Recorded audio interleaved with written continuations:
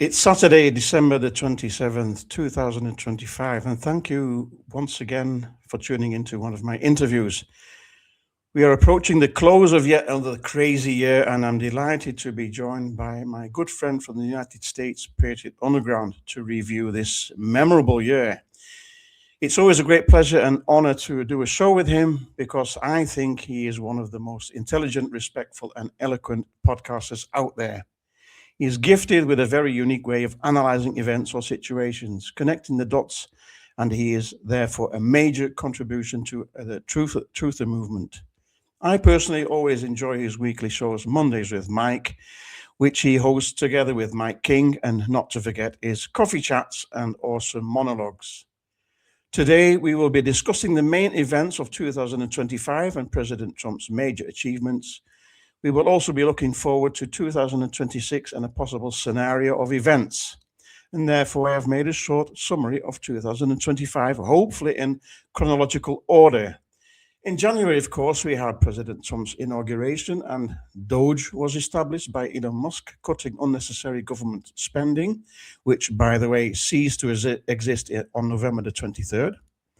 We saw Trump signing an enormous bunch of executive orders. He also brought up the idea of Canada being the 51st state, the US owning the Gaza Strip, as well as Greenland. Zelensky was invited to the Oval Office and he was given a good spanking. The tariffs came into play, and even also the rumors of federal income tax being abolished. President Trump shuts down the US Agency for International Development, the USAID, and signs the One Big Beautiful Bill Act into law.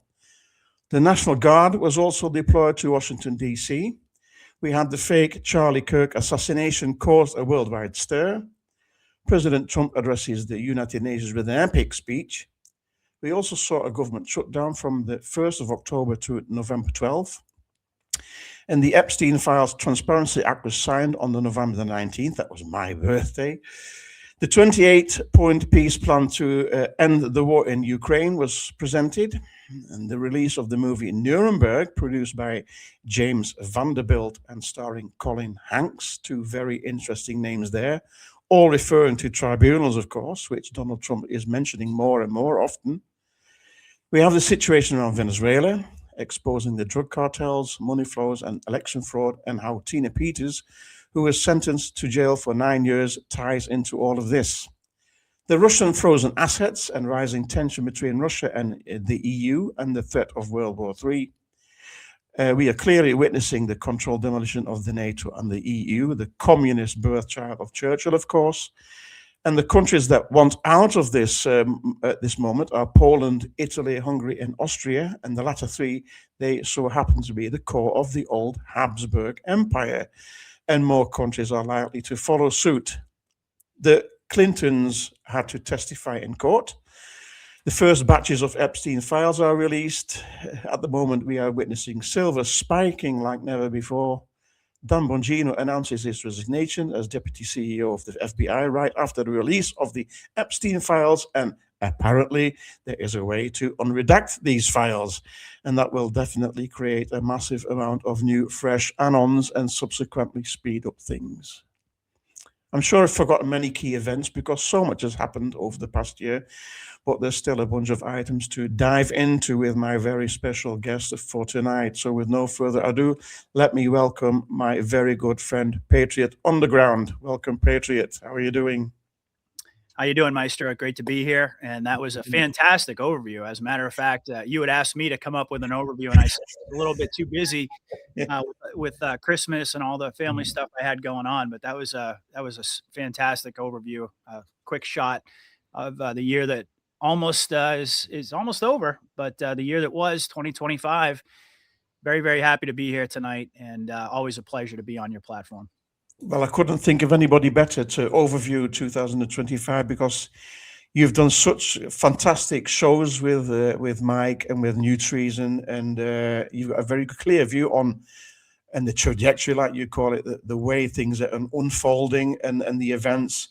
So I couldn't think of anybody better than you to do this show tonight at the end of 2025. So my first question, Patriot, is what is for you the most which is the event or events that stand out for you the most, and how would you evaluate 2025? Well, that's a big question. I would say that just about everything that you listed in your opening monologue there is all part of the same grand puzzle that's gradually the pieces are gradually sliding together Yeah. more and more so with every passing day. So it's really difficult to pinpoint, well, what was the most important thing that happened? Um, I would say that, now that we're approaching the end of 2025, it's been in many ways for me the most difficult year of this entire operation.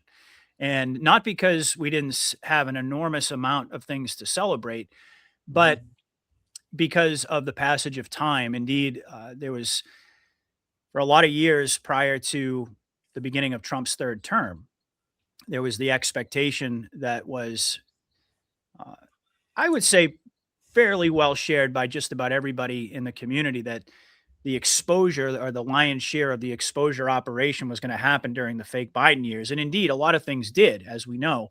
Uh, but there was a little bit of an adjustment period for myself and I think a lot of folks out there when we started to realize that 2025 wasn't just going to be the floodgates opening as soon as Donald Trump got inaugurated back in January.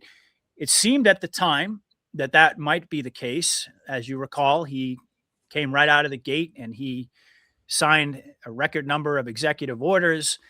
And it didn't seem at the time like there was any real reason for the process to get delayed any longer, going back to our mindset in the beginning of this year. Mhm. And as things started to unfold, we gradually came to realize that we were still very much in the exposure phase of the operation. And I would argue that 2025 has been the most significant year on that front in virtually every category. It was the year of exposure. And as we brace ourselves for 2026, of course, we're all praying, hoping and praying that 2026 is going to be the year of justice. So that's kind of a quick snapshot of how I saw 2025. But indeed, it was a roller coaster ride. It's psychological warfare. It has its peaks and valleys. We've had an enormous amount of things to celebrate, but we've also had an epic number of rug pulls and expectations that didn't go in the direction that we thought it would. And a lot of folks, we're all at different places along the way of our individual journey. We're all on this big collective journey together, but individually, we're all at different places. And Mhm. a lot of folks out there are still struggling with that. They haven't really come to terms with the ebbs and flows of psychological war and just learning how to keep your expectations at a minimum. I mean, we're all human, we have emotions. And so naturally, the byproduct of that is that, we're going to develop to some degree an expectation or series of let's just say things that we anticipate are going to happen.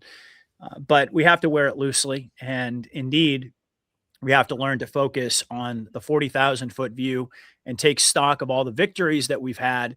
And as you referenced before, as I always call it, the trajectory of the operation is the most important thing for us to stay focused on as we begin this new year. So. Yeah, this time last year we were wondering when the hell is something going to happen? Nothing's happening, and now it's going so fast and so quick. We can we can hardly catch up with it. Huh?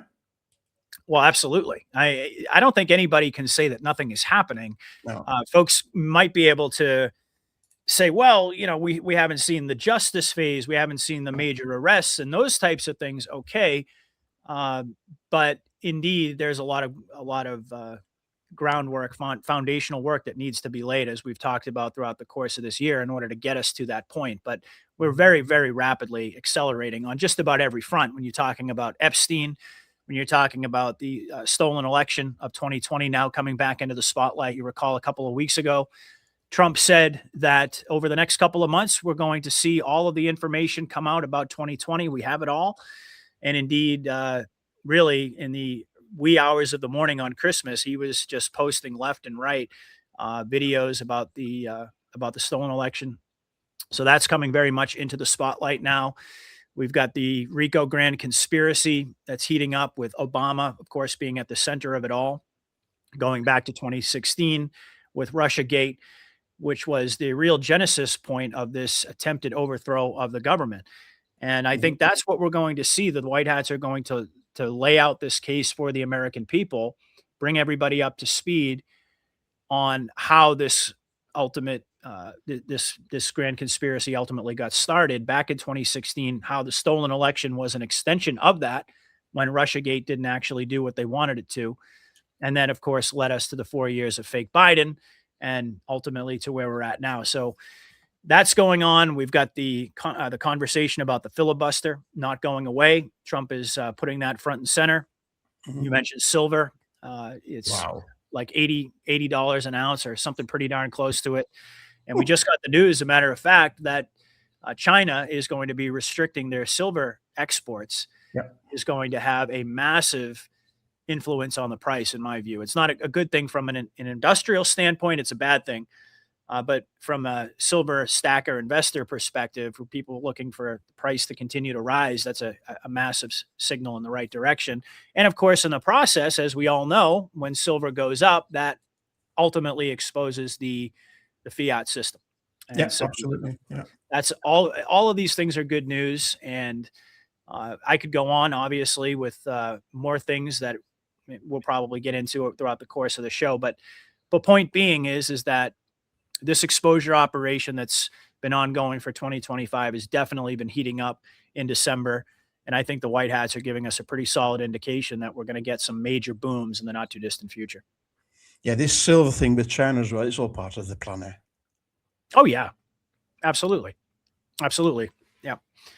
Xi Jinping and Vladimir Putin, as we know, working with POTUS, and they're driving up. I do believe they're driving up the cost of silver on purpose to expose the banks. Yep. And it's actually not a subject that I've really gotten into in a lot of detail since it started. I mean, I have Matt Geiger on my show probably like once a month, and we talk about it a little bit. But you know, it's what it's ultimately doing is it's revealing, it's pulling the curtain back on the fiat system. The fact that the banks owe way more silver than actually exists. You know, that they've got all these shorts. So if the silver price explodes, the banks, they lose hundreds of billions of dollars. Many of the banks, I believe, are going to collapse in the not too distant future. And the only option is for them to try to save the banks is just to continue to print and print and print and print. There's only so long that can go on before the whole system starts to crumble. And indeed, worldwide, there is a gradual and increasing, but gradual realization that the fiat dollar is it's not exactly where you want to be storing all the vast majority of your wealth. It's very, very weak at this point. So you're seeing more and more countries loading up on precious metals, silver in particular. Of course, gold has hit all-time highs as well. So this is all a very, very strong barometer of the fact that we are witnessing the old debt prison system collapsing in real time. Yeah, it's giving power back to the people as well, eh? Indeed. Yep. Yeah. And I think that's probably going to be true in a lot of different forms, but your money is basically it's the physical manifestation of your work, your labor. And Trump has indicated many, many times throughout the course of the year that with the tariff income and the External Revenue Service, that eventually the income taxes are going to go away. And we're going to fully realize this golden age that we've been told now is upon us for quite some time. There are a lot of folks out there who are saying, well, I don't feel like I'm experiencing a golden age yet. And I get that, folks, but he's preparing people, eh? He's preparing. He's seeding the narrative. You got to remember, all of this stuff has already been done behind the scenes. And as frustrating as it may be, it's a gradual process to roll it out to the people. Yeah.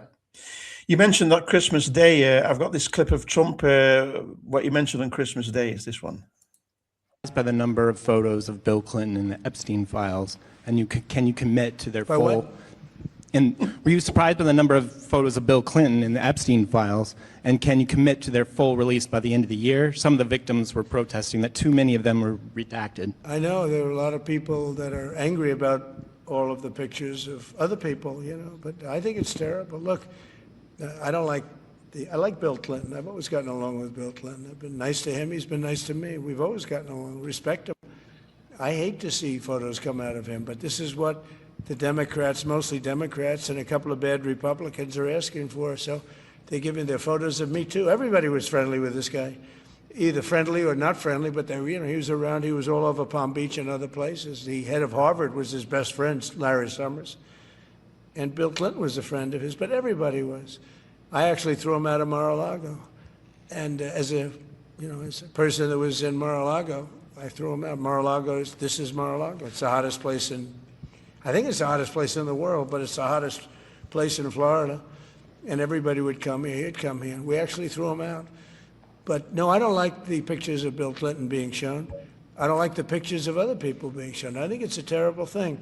I think Bill Clinton's a big boy. He can handle it. But you probably have pictures being exposed of other people that innocently met Jeffrey Epstein years ago, many years ago, and they're, highly respected bankers and lawyers and others, and they'll end up, because of guys like Massey, who's a real lowlife, whose polls are down to about 9%, by the way, in the great state of Kentucky. If you look at Kentucky, Kentucky is such a great place, but I don't know, they've got a couple of people in there that are very strange in terms of leadership, but Massey's a loser, and he likes it, and that he works with the Democrats. He's just being used by the Democrats, because what this whole thing is with Epstein is a way of trying to deflect from the tremendous success that the Republican Party has. Like, for instance, today we're building the biggest ships in the world, most powerful ships in the world, and they're asking me questions about Jeffrey Epstein. I thought that was finished. I believe they gave over 100,000 pages of documents, and there is tremendous backlash. It's an interesting question, because a lot of people are very angry that pictures are being released of other people that really had nothing to do with Epstein, but they're in a picture with him because he was at a party, and you ruin a reputation of somebody. So a lot of people are very angry that this continues. A lot of Republicans are angry because of the fact that it's just used to deflect against a tremendous success. Look, we have 8. I believe this was from Christmas Day, Patriot, or not? Yeah, I believe it was, yeah. Yeah, because he always talks and speaks in code.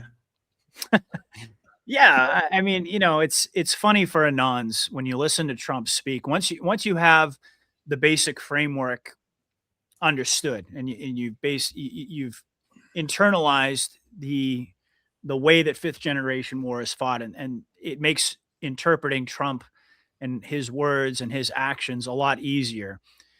The fact of the matter is that Donald Trump has no love for Bill Clinton. And the way that he talks, it's the same way that he talks about how he loves Israel and he's Israel's greatest friend. Meanwhile, in the background, he's doing everything possible to denigrate the reputation of Israel. And perhaps we can talk about that a little bit later in the show. Please, yes. Yeah. But as far as Epstein is concerned, the reality of the matter is that this is all play acting. This is all kayfabe. I don't think for a moment that Donald Trump really hates Thomas Massey. As a matter of fact, I think Massey is a key player, one of the key white hats that's fulfilling his role, play acting his role perfectly. And this is enabling Trump to stand back and act as if he doesn't want any. There's multiple different objectives. He's able to stand back in a sort of a neutral position and to say, I don't want to hurt any of these people. And I think it's a really bad thing that all of these individuals are going to be so embarrassed and exposed when these photos come out, and innocent people, their lives are going to get ruined, because it creates the optics that Trump is trying to prevent this information from coming out. Like he's trying to hide or shield himself from something on the one hand, but then he'll go out like he did on Christmas and say basically that the next batch of documents. I mean, don't you find it strange, Maestro, that on Christmas Eve, they just so happen to stumble across another treasure trove, over 1 million documents on Christmas Eve. It's like, oh, I guess we must have missed that. That must have been the box that I almost tripped over in one of these rooms. Like for anybody to actually think that that all of this information, that these burn bags and all of these treasure troves of evidence that just so happen to be stumbling upon them, you're definitely not an anon. You're not tuned in. But again, you're not the target audience. This is intended for all the normies out there. And it's designed to make Trump look like he's hiding something. And that is the reason that they've been able to get to a 90+% consensus of American people of American citizens who are demanding the release of this information because Trump continues to make it look like they are stonewalling this information from coming out. So Yeah, he's giving all the anons the comms to let us know that everything is happening according to plan. But for all the normies out there, he's he's playing his role. Massey's playing his role, continuing to bait the left, continuing to essentially to build this massive consensus around the Epstein files. And I've said it on many different occasions. You can't get 90% of people to agree on just about anything. No. But when you've got a political paradigm in the United States that's so divided on the surface, and yet you still have 90% of folks who are demanding the release of this information, that is a direct indication that the process, the plan is actually working. And it's working because Trump is making it appear, he's creating these optics that all of these things are happening in real time, and he's doing everything that he can to try to prevent the information from coming out, to shield himself, to shield a lot of these individuals that he says are innocent. But I think that we're gonna find out some very interesting information, I believe, when this next batch comes out in the near future. You call it the Streisand effect, huh? Exactly. Yeah.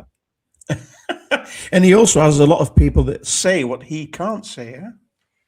Well, that's it. Yeah, absolutely. When I referred to the optics of fifth generation war, that's exactly that. As the president, there are certain positions that he can't take without it being counterproductive to the overall objective of the operation. What is the objective? Well, it's unity. It's getting everybody essentially on the same side, even though they're not aware of it, even though there's still the optics of that division of left and right and people hating Trump and so forth.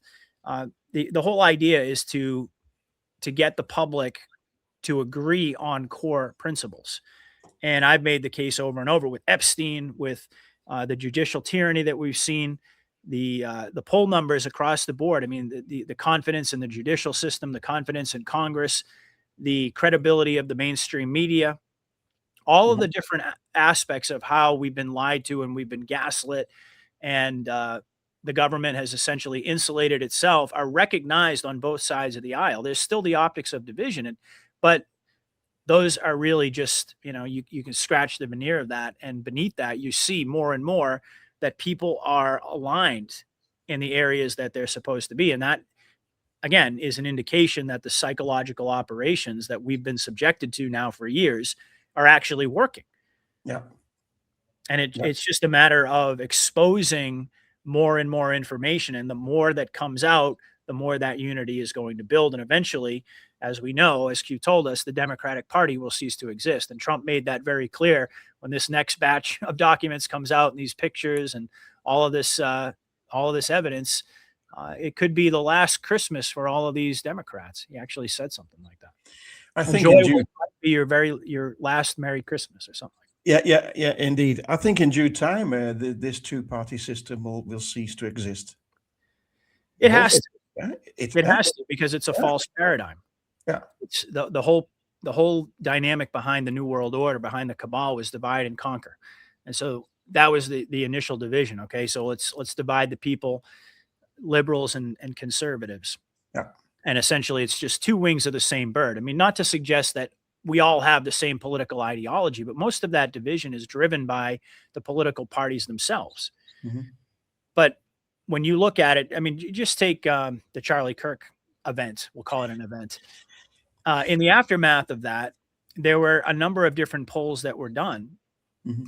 And 90+%, again, 92% of people that were polled said that they wanted to see more unity in our culture, in our political paradigm. I honestly don't believe that most Americans really like the two-party system.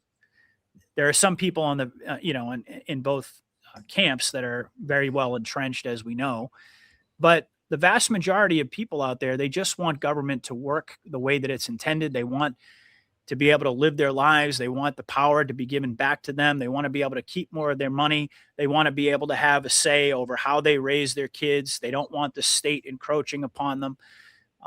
And I believe that probably represents a vast majority of the political spectrum. So it's a long, drawn out process, but it's all designed to dissolve those artificial divisions that have been so thoroughly ingrained. Most people don't even realize that we have a lot more in common than we do in terms of our differences. It's about getting people to recognize the core problems. We can disagree about the best path forward in terms of how to solve most of these issues, but it's about getting people to recognize that we have a common enemy. And once that becomes widely accepted, that completely changes the whole nature of politics, because the left isn't going to be pointing to the right and blaming us, and the right isn't going to be pointing to the left and blaming them, but rather we're going to be recognizing that we've been played off against each other. Yeah, very effectively. Absolutely. And that's a paradigm that's going to go away. Whether or not the Republican Party remains in its current form or not, we're going to have to see how that ultimately plays out. But I wouldn't be too surprised if at the end of all this, we see a new political party emerge, or perhaps just no political parties at all. And it's just going to be individuals who are America first, who are patriots, and it's going to start here in America. And as we've seen ever since Trump came on the political scene, it's already spread throughout the world. We have more and more of these populist leaders who are getting increasingly popular in every country, because generally speaking, that's what people want. They just want to be able to live their lives without a boot on their throat. And the left has been convinced that it's that we're the fascists, and we want to take away all their rights. And likewise, the right has believed. I think the right has honestly had a good reason to believe that for a very long time, because that was indeed that was one of the primary goals of the New World Order. But again, this is all about unity, and Q made it very clear that really is the objective at the end of the day.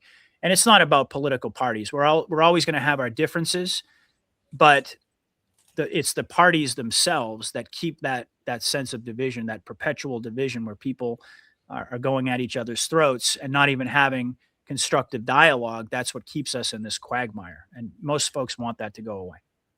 It's all about citizen leadership, huh? Yes. Citizen leadership, yeah. Yep. We've got a question here, Patriot, from the chat.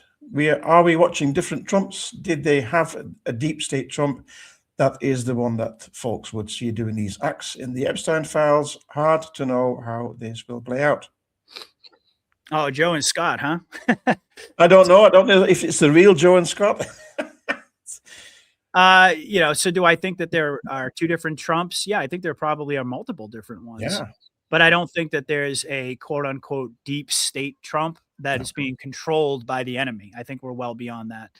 Even quite frankly, even having that discussion. I've heard that going back several years, that there was a quote unquote deep state version of Trump, and they were using him to push this New World Order agenda and so on and so forth. I don't believe that at all.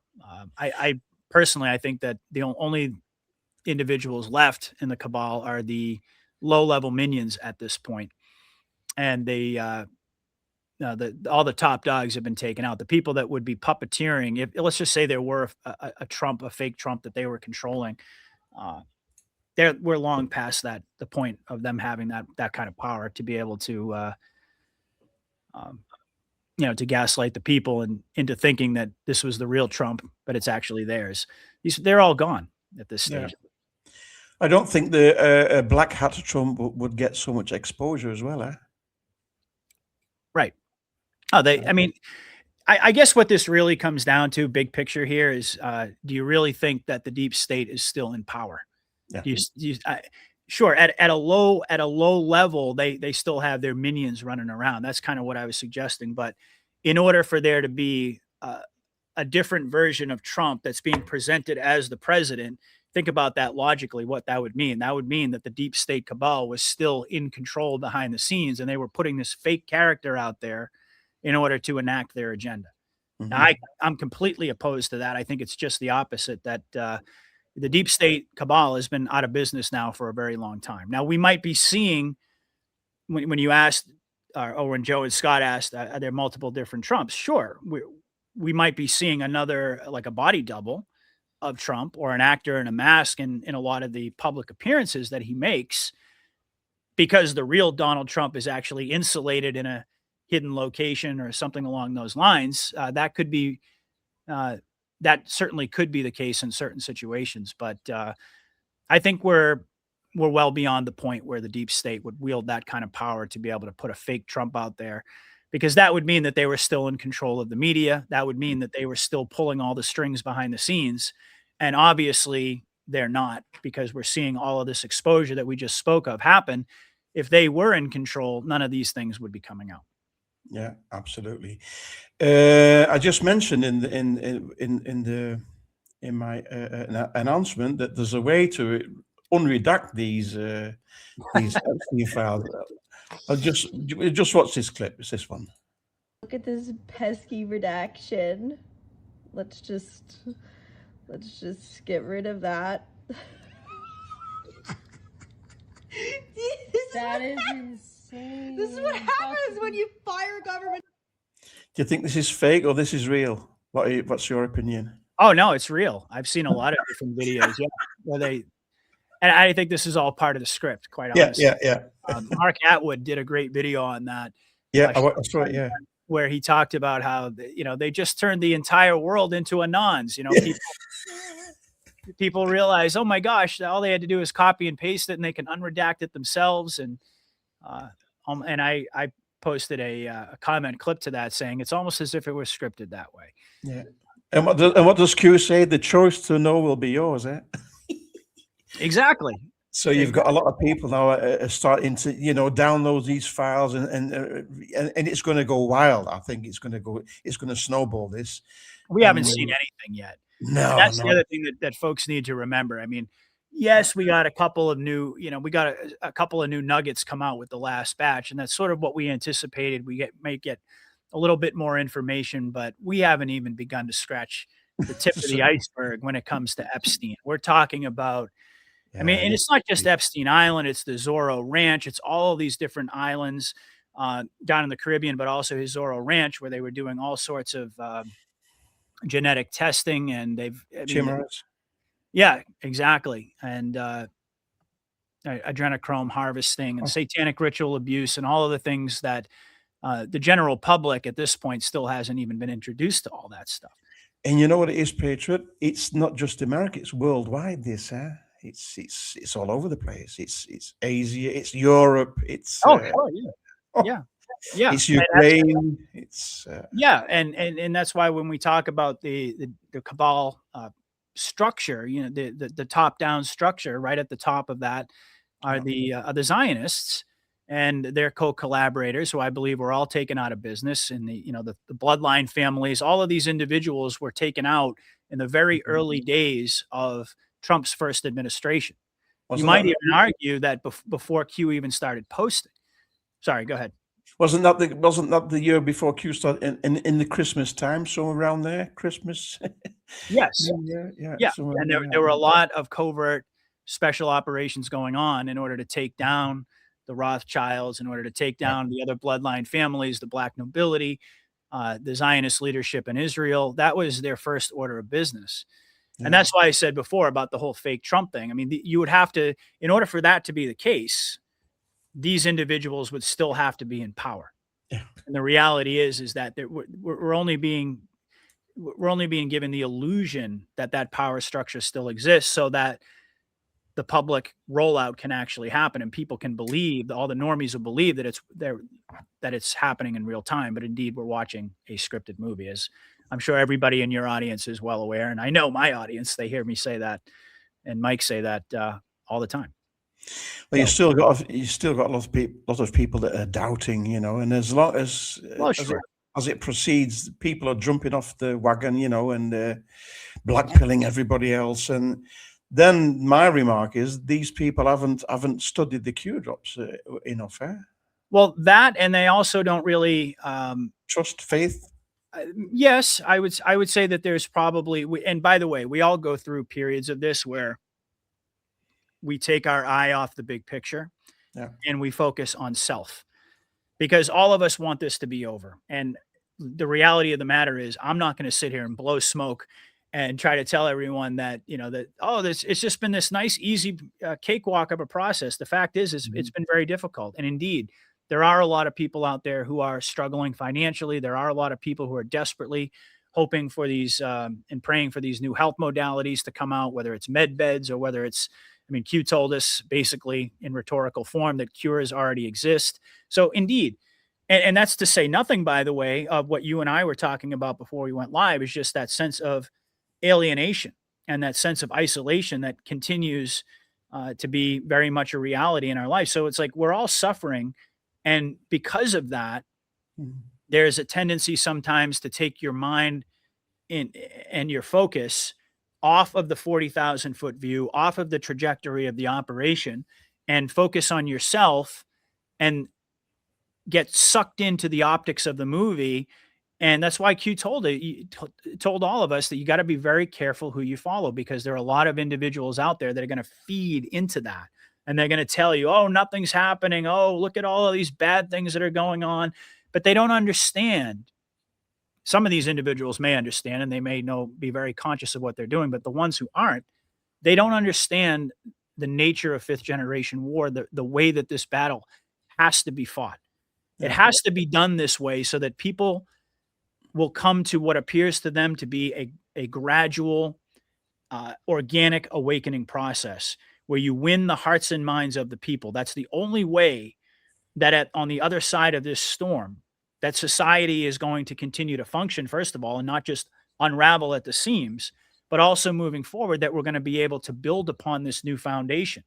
If you try to just dump everything out there prematurely before people are ready to process it and handle it, it's going to backfire in a million different ways. And for people who question that, I just ask them, how did it go the last time you tried to red pill your family? How did it go the last time, you sat down at Christmas dinner or Thanksgiving dinner or any other occasion and tried to point out some very basic things to people? It doesn't work. People reject the information. The only way that they're going to be willing to absorb it is if these psychological operations create the optics and the illusion that everything is actually unfolding in real time and these people are actually coming to their own conclusions about the world. That's how you arrive at a place where people are finally ready for the big stuff. You can't tell them, you have to show them. You have to. That's just the reality of it. And sure, there are a lot of stuff. Like I saw someone in the chat mentioned chemtrails. Well, if the deep state isn't in control, then what's up with all the chemtrails and so forth? My argument would be, I mean, number one, we're not exactly sure. Not to get into a big conversation about this, but we're not exactly sure what's in those chemtrails. Number one, and number two, it's all about getting people to awaken to it. They have to be able to see it. Look up instead of looking down on your smartphone. Right. Don't you think it's much more effective to have what appears to be the same poisoning going on so that people can be aware of it, just like with everything else? That's the reason that for this parallel construction strategy, as I call it, with the deep state, the game plan, the playbook, as Q told us, is known. So the white hats understood and studied and basically reverse engineered the deep state's agenda, and they built the Great Awakening parallel to that. Why? So that people, to do exactly what you just said, to show the people. You have to show them, you have to create the optics, even though the good guys are in control. If you want to awaken the masses, you have to create the optics like, holy crap, we're going down this really dark road here. And look at all of these things that are wrong in the government. Look at all this judicial tyranny. Look at the chemtrails in the sky. Look at what's going on with Big Pharma. I mean, you have to get people riled up. Like Dave on News Treason says all the time, controversy breeds conversation. And once people are exposed to this stuff sufficiently enough, at a significant level where they're ready to finally actually pay attention, that's when the Great Awakening starts to happen. And it has to be this way. There's no other option, because if things were done prematurely, then everything would have backfired. Going back to 2020, especially at that point in time, If we got what we wanted back then, we probably would have been engaged in a civil war, an actual kinetic civil war. If the enormity, I mean, Q told us the enormity of what's coming is going to shock the world. So you can imagine, you take a population that hasn't been sufficiently prepped, that hasn't had this drip, drip, drip, drip, drip go on for years to seed all of these ideas, and you just dump that out on the society, people would be absolutely. I mean, some people would just a lot of people would commit suicide. Other people would get violent. A lot of people would just lose their minds and never come back. Yeah. We were told that we were going to lose 4 to 6%. Yeah. And even though that seems like a small number, that's actually an enormous amount of people. Think about 4 to 6% of the entire world population.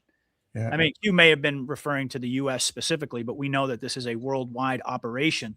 Indeed, we're talking to an international audience right now, bringing people together. So that's a lot of people that are never going to accept the truth. But still, in all, on the flip side of that, if you get 95% of the United States population, and then by extension of the world, to accept these realities, then you've clearly won the war.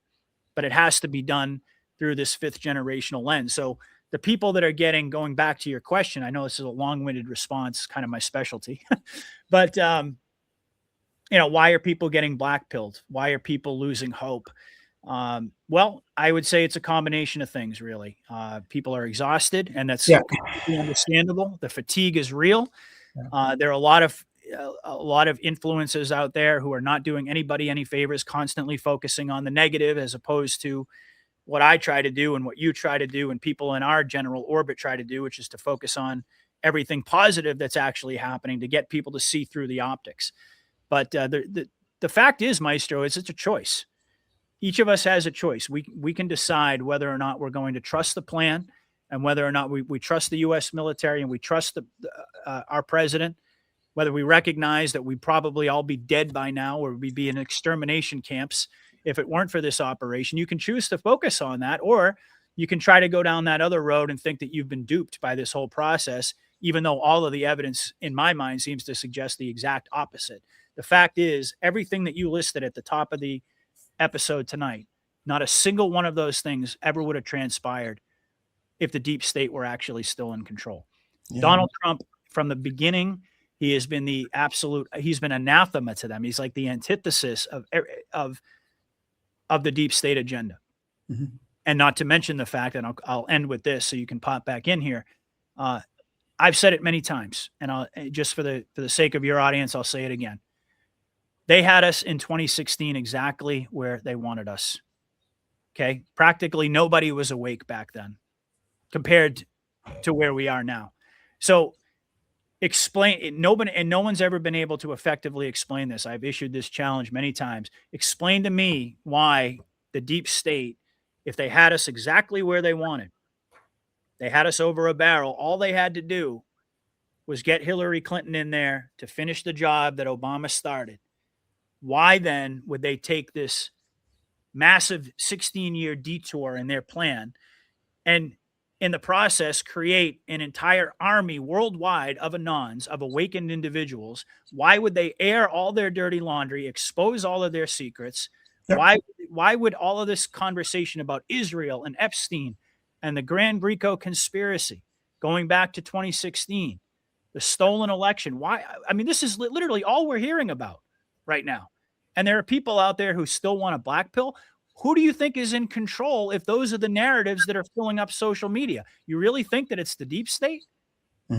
They would be wielding all of their power to do exactly the opposite, to memory hole all this stuff. We wouldn't be having conversations about Epstein. First of all, we'd all be dead.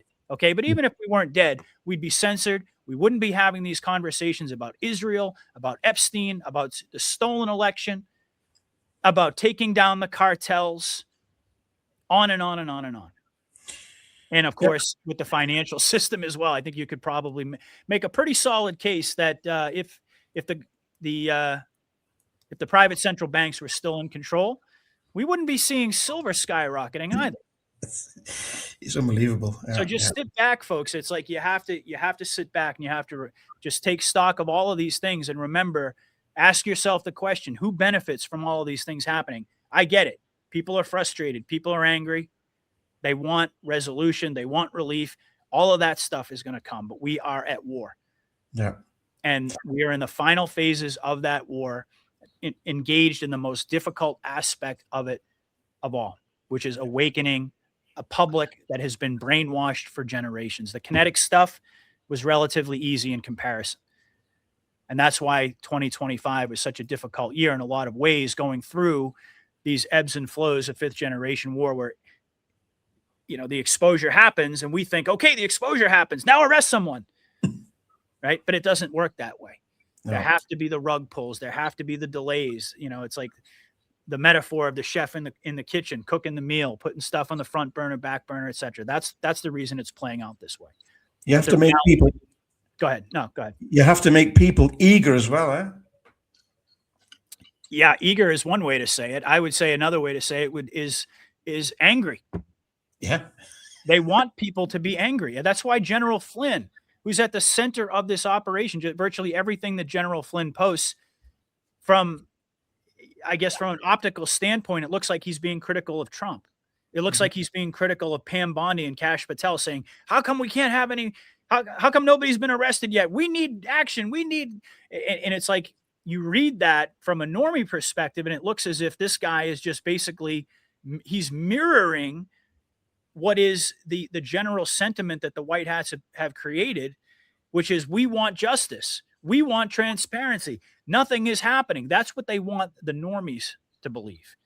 Yeah. But what separates us from all the normies, of course, is we're not normies. We are anons, and we're supposed to be able to look at the big picture and recognize, especially given all the comms that they keep throwing in our direction to reassure us, that nothing is as it seems on the surface. It's beneath the surface. That's where you're going to get the true picture, the true barometers of what's actually going on. Mm-hmm. They never thought she would lose, eh? That's right.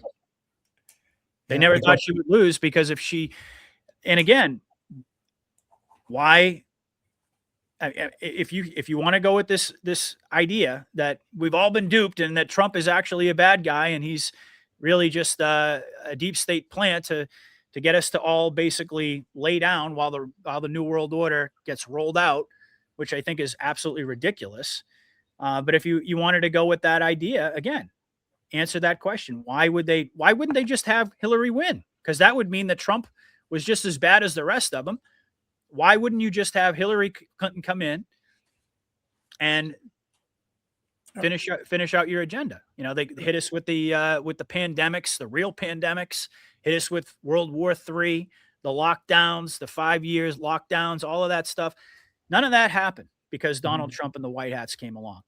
And you're right. Yep. They never thought she would lose. So they have the FEMA camps, they have the caskets, the coffins where 3 or 4 people can be dumped into. The stacks of hundreds of thousands of black coffins. I can still remember these videos. And the guillotines. Let's not forget those. The guillotines as well. It's unbelievable. It's medieval times, eh?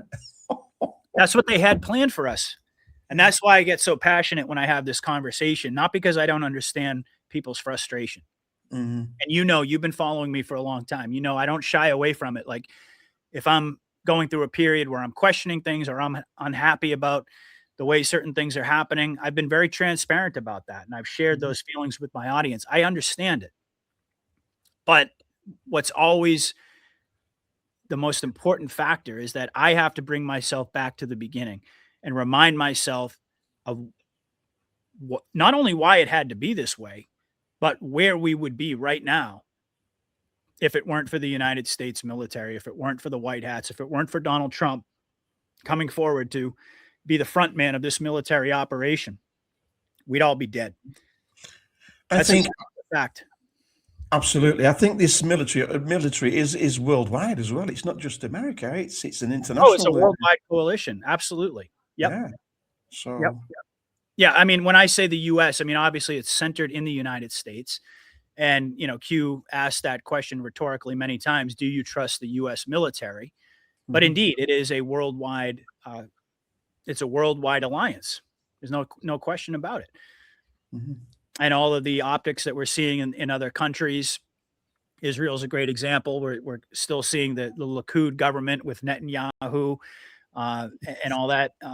That wouldn't be possible if there weren't white hats in Israel, would it? Which version of Satan Yahoo is this? Oh gosh, I've lost track. And still people can't see the difference. I mean, when you look at Biden, the real Biden, you know, the senator that tried to dupe Scott Ritter, and this old Biden that stumbles upstairs, and still people can't see the difference. It's unbelievable, eh? Well, yeah, absolutely. And, you know, I think I look at it this way. I mean, you go back to 2016 and that was in a lot of ways, it was, first of all, the white hats had to establish a beachhead in Washington. They had to get Trump into power, but it also had to be a legitimate election. So as we know, they prevented Hillary ultimately from stealing the election. Trump won fair and square. They got in there. And that was primarily, it was the lion's share of the kinetic covert operations that took place in Trump's first term. And then we had the fake Biden years, which was really the beginning of the red pilling process. I mean, for 4 years, we saw a fake president. It was a slapstick. It was a slapstick patriot. Right, exactly. So even though a lot of people out there wouldn't admit it, Yeah. they were experiencing an enormous amount of cognitive dissonance while fake Biden was in office. And indeed, like I mentioned earlier in the show, myself and many, I would say most people out there who are anons and paying attention at the time anticipated that the White Hats were going to use the fake Biden administration fully for Arrests. the exposure process that was ultimately going to lead into the arrest. Yeah. And there was very little anticipation that Trump was going to come back into power after having the election stolen from him, and that the exposure operation was going to continue all throughout 2025. But you know, we're looking at essentially like a 3-act play. That's the way I see it. I think that third term is the third act. Yeah, I think so much has happened during Biden's term. They've done a hell of a lot of work that we don't see yet, maybe. Oh my goodness, yeah, absolutely. The entire infrastructure for the new system. Yeah, yeah. It's particularly the new financial system, but you know, worldwide, just while we were all paying attention to this, you know, that was the era of distraction in a lot of ways. Some people still say that, oh, what are they trying to distract us from? See, now I think we're beyond the distraction phase, because all of that infrastructural maneuvering had to happen while the public was distracted in a million different ways, whether it was with COVID at the end of Trump's first term, or whether it was in the fake Biden years while they were engaged in all these covert operations. But now they don't want people to be distracted anymore. They want people to be paying attention to the real issues. And notice how it wasn't until really 2025. I mean, think about what happened this year. Go back to 2024. Was anybody really talking about Israel? Not really. I mean, sure, it was always a part of the Anon community conversation, but now it's absolutely everywhere.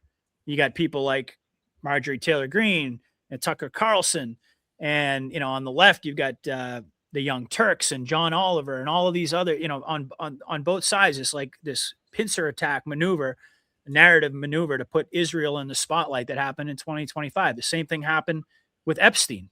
Like, nobody cared. Nobody was talking about any of these things until this year.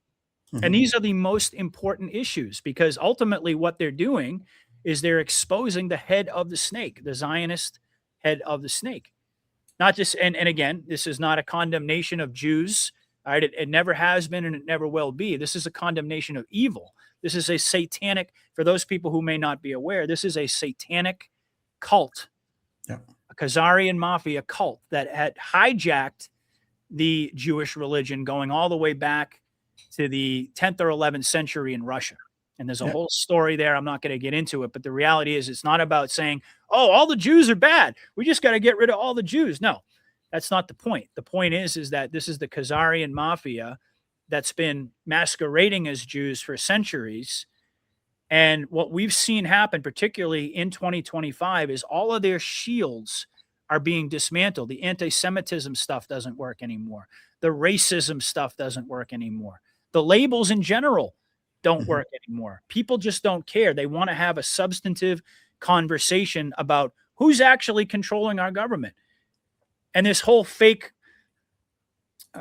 fissure, if you will, or this divide within the MAGA movement that you've been hearing so much about. Oh, is it Israel first or is it America first? That's exactly what the white hats want the core of the conversation to be. And yes, Trump and the people in his administration are playing that role perfectly. He surrounded himself with, oh, I love Israel. He's got all of these supposed Zionists in his administration. But isn't it interesting, Maestro, that despite the most powerful man in the world and all of his cabinet and all of the people who seem to be in his general sphere of influence being pro-Israel, what's happening? Israel, their reputation, their public approval rating is swirling around the toilet right now.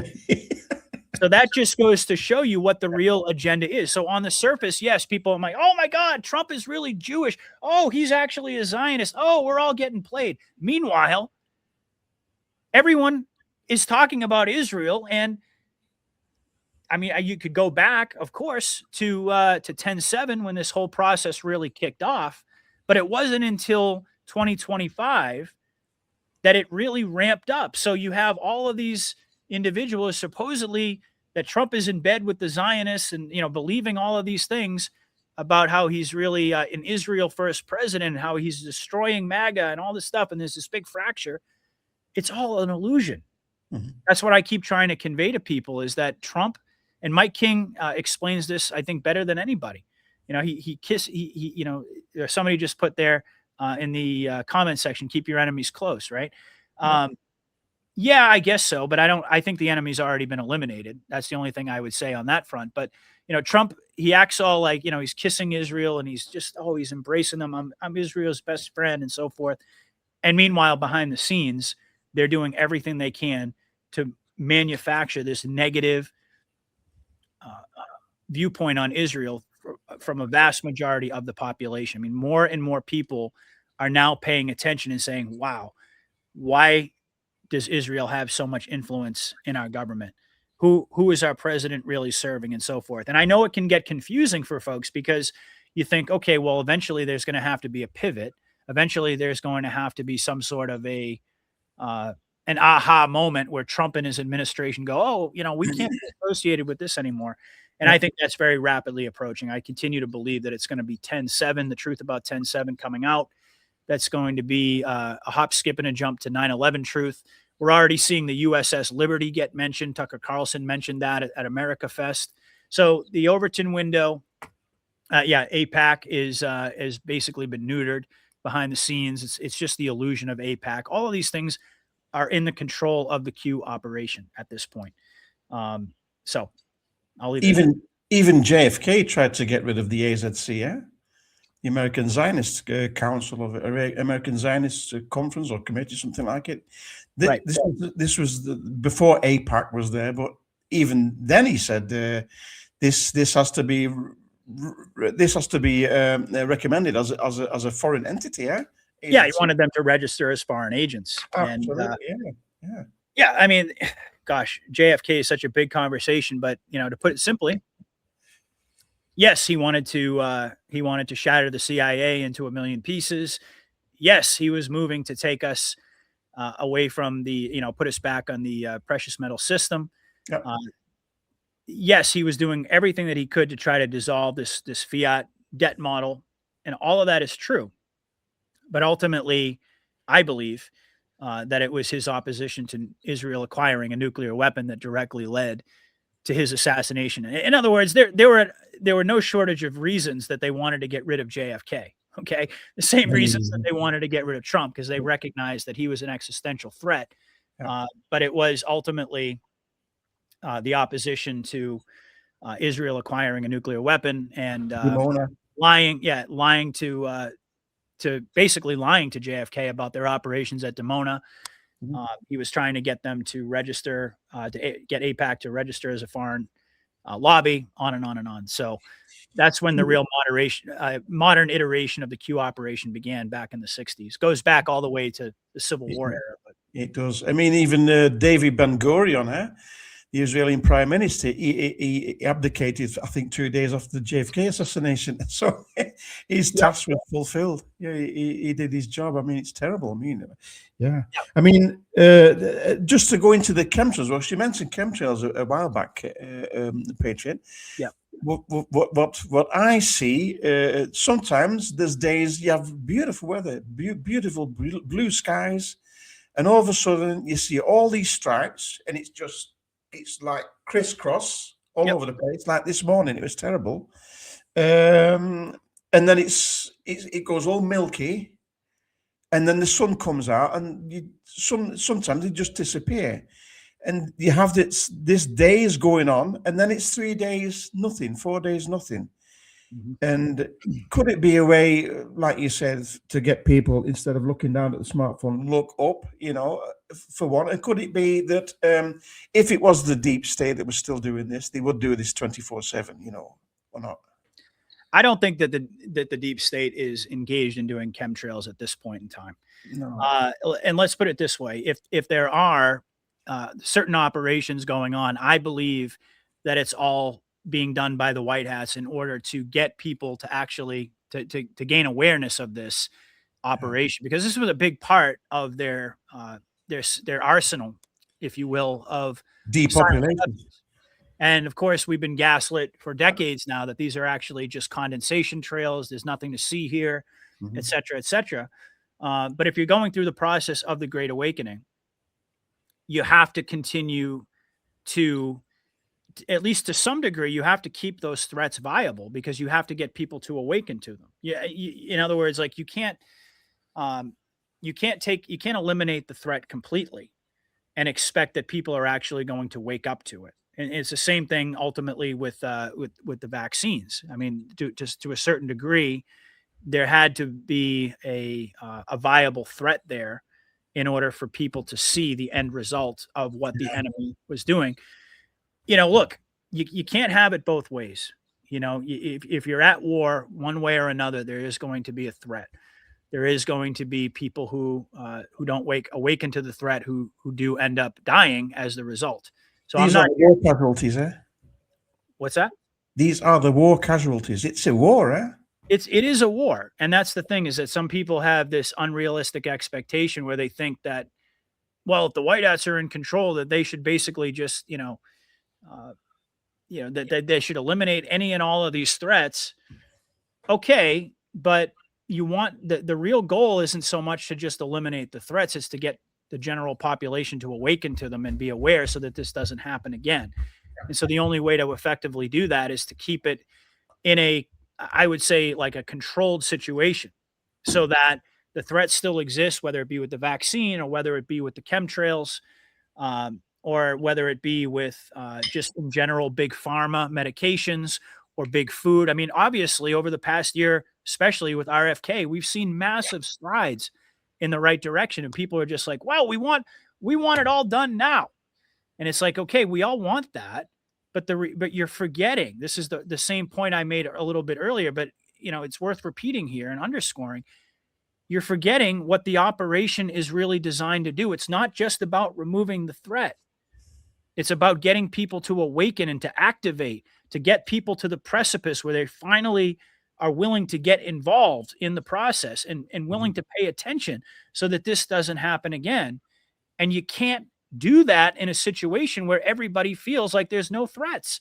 Like, like the Deus Ex Machina hand just comes in and removes all the threats and takes everything away. There's not going to be any great awakening. People aren't going to, we wouldn't be where we're at right now. Again, you have to have the controversy. You have to have people asking questions. Hey, what the hell are all those things in the sky? Right? You have to get more and more people to dig into it. If they don't see it, they're not going to pay attention. If they don't think that there's a threat or don't sense that there's a threat, people aren't going to awaken to the threat. So you have to continue to have those optics. And yes, to a certain degree, the threat has to be real if you want to achieve those objectives, but you can't have it both ways. Either if you want all of the threats to be just eliminated overnight, Sure, that I suppose to a degree the white hats could have done that, but there'd be no Great Awakening. Mhm. And nobody would even be the wiser about it. So you get rid of the chemtrails, you get rid of the, the bad vaccines and so on and so forth. It would happen again in a heartbeat because nobody would be paying attention. Nobody would be vigilant about it. Mhm. And nobody would actually, invest themselves in the process of learning about all of these things in the way that we did to become Anons in the first place.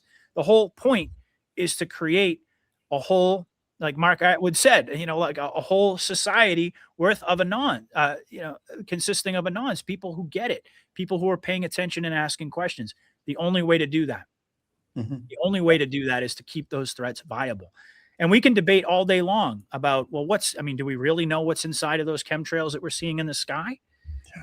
I mean, how do we really verify whether or not it's still actual poison, whether it's maybe it's some degree of it, but dialed down significantly so it's not doing as much damage? We certainly know with the vaccines that if it was the actual vaccine that the deep state had in mind, if it was their plan, it'd be Mhm. like the Black Plague. I mean, there would be bodies stacked up outside.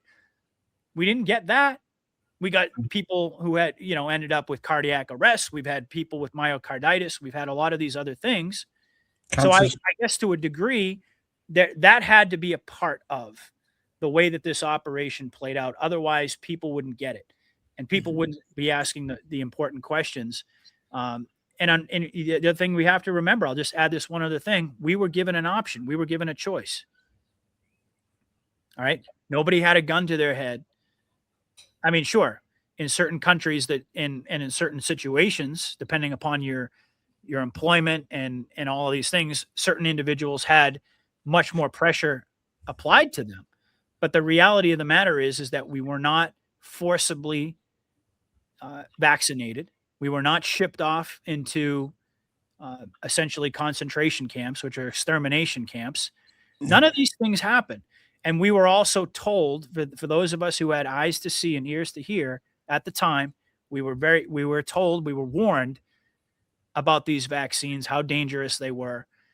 And, you just evidence that with, I mean, all the Anons all day long. Doesn't matter what Trump said about the vaccine. Nobody was going to get it because we all did our own research. We already knew that we had to, to steer clear of that. And that's ultimately where they want to get people. They need to engineer that, though, by having viable threats. It's just the reality of warfare. Yeah. Do you think the EBS, because the EBS has been mentioned many a time, do you think the EBS will be necessary? Yes, I mean, will there be a point that the disclosure and the awareness is so fast that we don't need an EBS? I would love an EBS so you get people up to speed in a quick way, but yeah. Well, I don't know. I mean, there was a lot of talk initially about the EBS, and then we're going to have these long movies playing on a loop, bringing everybody up to speed and so forth. I think that made a lot more sense before we got into 2025 and we realized that the exposure operation was only just beginning. Mhm. So to your point, a lot more people have woken up throughout the process. Quite frankly, I think the EBS question hinges upon a larger question, which is, are we going to see the optics of justice play out in the civilian system, or are we going to see a very overt transition into a temporary martial law military takeover? Mhm. I happen to believe it's the latter. I do not think that we are going to see. We might see some of the gearing up for the justice phase in the civilian system, but I don't think it's really going to play out that way. As a matter of fact, when you think about 2025 as a whole, what we've continually seen over and over is a corrupt judiciary. We've seen. Oh, you lose me? Sorry. No. Oh, okay, there I am. No, what I was saying was we've continued to see judicial tyranny on display all over the place throughout this entire year, and we can Mhm. only anticipate that that's going to continue. Um, Recent example, all right, Speaker Mike Johnson. I don't know if you saw You know, the YouTuber Nick Shirley, he did a huge expose exposing all of the fraud in Minneapolis, the Somali daycares that were getting millions and millions and millions of dollars in taxpayer funds. And he went around basically saying that these are all empty buildings. I mean, it's pure fraud. And Johnson came out essentially and said that, you know, that he has no plans to, I'm paraphrasing a little bit here, but there's no appetite or plans to go after Tim Waltz for all this stuff. Okay. And then, you know, so Mike Johnson, he's Trump's guy. So what's going on there? Again, this is all part of the kayfabe. It's designed to get people saying, excuse my language, but what the fuck? What the fuck is going on? Why aren't these people being held accountable? Mm-hmm. And the more that we see that, the more we see the judicial tyranny, the activist judges, the politicians who are putting up roadblocks, the gaslighting, the slow rolling of, you know, everything from Epstein to the RICO Grand conspiracy, on and on and on. The more apt I am to believe that eventually we're going to get to a tipping point where the public is beyond awake and they are absolutely livid. So I guess the point is that to put it simply, I think the EBS represents that hard transition into military jurisdiction. We were told the only way is the military. To think logically, the only way is the military. And from where I'm sitting right now, the civilian system does not look like it's gearing up to process 600,000 sealed indictments with up to 99 people on each one. That in and of itself would take decades. I mean, you and I would probably be long dead by the time that situation all played out.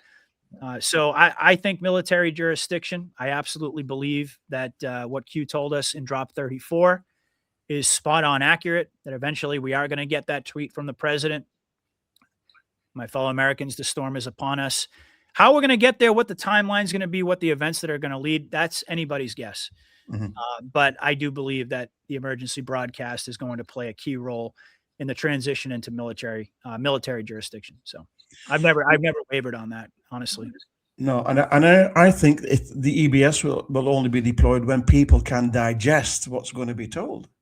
They can't deploy it when 80% of the people are not up to speed. What's going on? Eh? Yep, absolutely. And I've continued to reference the 90% of Epstein, people who want transparency on Epstein. But here's what you got to understand, though. They think that it's some politicians and Epstein, powerful people basically having sex with some underage teenage girls.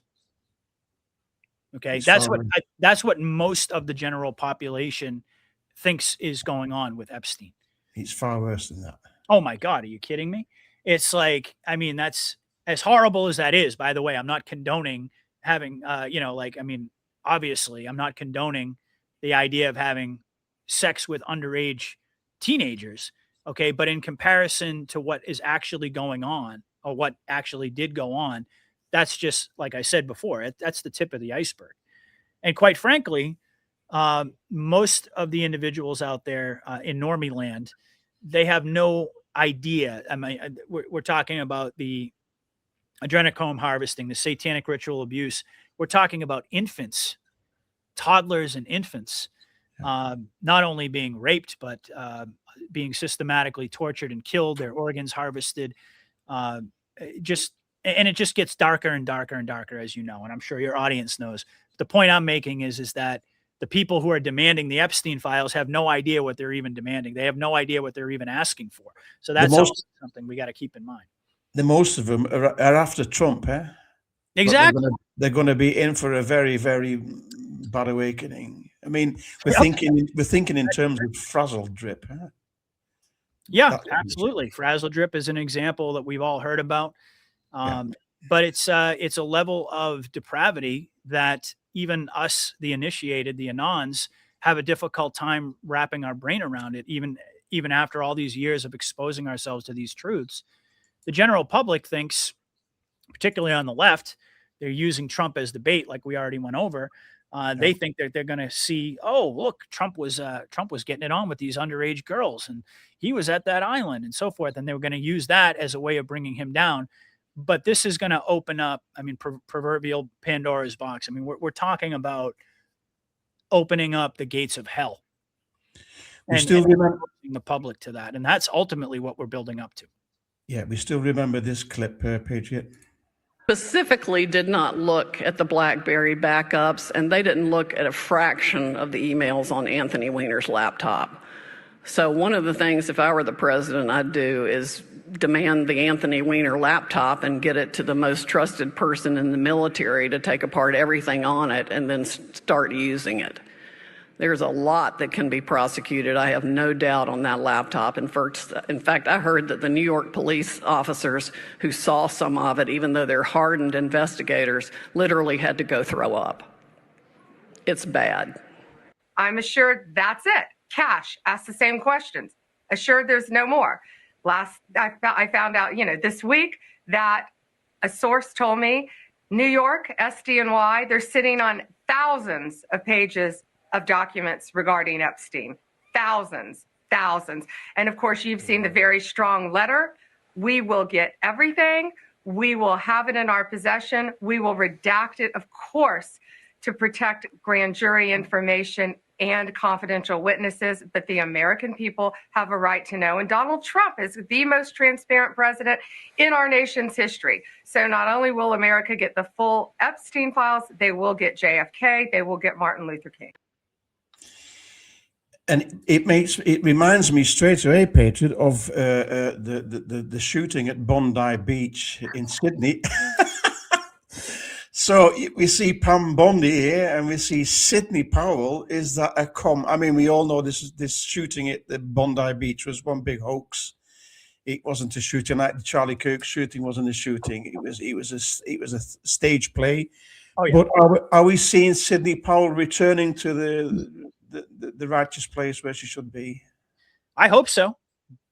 I really do hope so. I mean, you look at that side-by-side picture of Sidney Powell on one side and then Pam Bondi on the other, and I can tell you who I'd rather have as the Attorney General.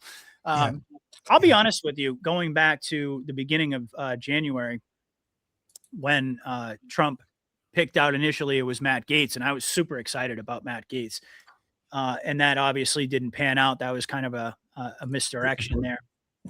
But I was always a little bit skeptical of Pam Bondi, just given her background. I mean, you see all the pictures of her, with John McCain and with Jeb Bush and all of these individuals. Yeah. You gotta have to wonder yourself, okay, what's going on with this? And now I trust Trump. I trust the plan, the operation. So whoever they put forward, I knew it was going to be for a strategic reason. But Pam Bondi, I mean, she couldn't look any worse than she does right now. Just optically speaking, don't get me wrong. I'm not suggesting she's necessarily a bad player that was basically taken and put under submission by the good guys. I wouldn't be surprised if that were the case. Or perhaps if she was some sort of a double, some sort of an actor along those lines, I wouldn't be surprised. I'd be a lot more surprised, quite frankly, if Pam Bondi was always a white hat and was always working with the white hats behind the scenes. To me, it seems as if she was kind of has that deep state creature pedigree, and that she's being used in order to do exactly what we were just talking about this entire time, which is to get people to say WTF is going on here. What are they hiding? Why is she not arrested anybody? It kind of makes sense when you think about it. If she was a swamp creature that was, let's just say, put under submission, central casting, however you want to say it, that she would be used in this capacity to generate the outrage, to get people to wake up. And then ultimately we would see a transition into a different attorney general. Let's just say maybe Sidney Powell. Very interesting that it was Bondi Beach that just happened to be in Sydney. And, right on cue, of course, with all of the information now about the 2020 election being put back on the front burner. Wouldn't surprise me in the least bit. If that's and the guy that was filmed, he was all made up, and he was at 7, 10, 7, or in Israel. He was there as well, eh? Israel 10/7 or 7/10. Oh yeah, that's right. The guy who took a selfie It's when he was like bleeding on, he's got blood all over his face.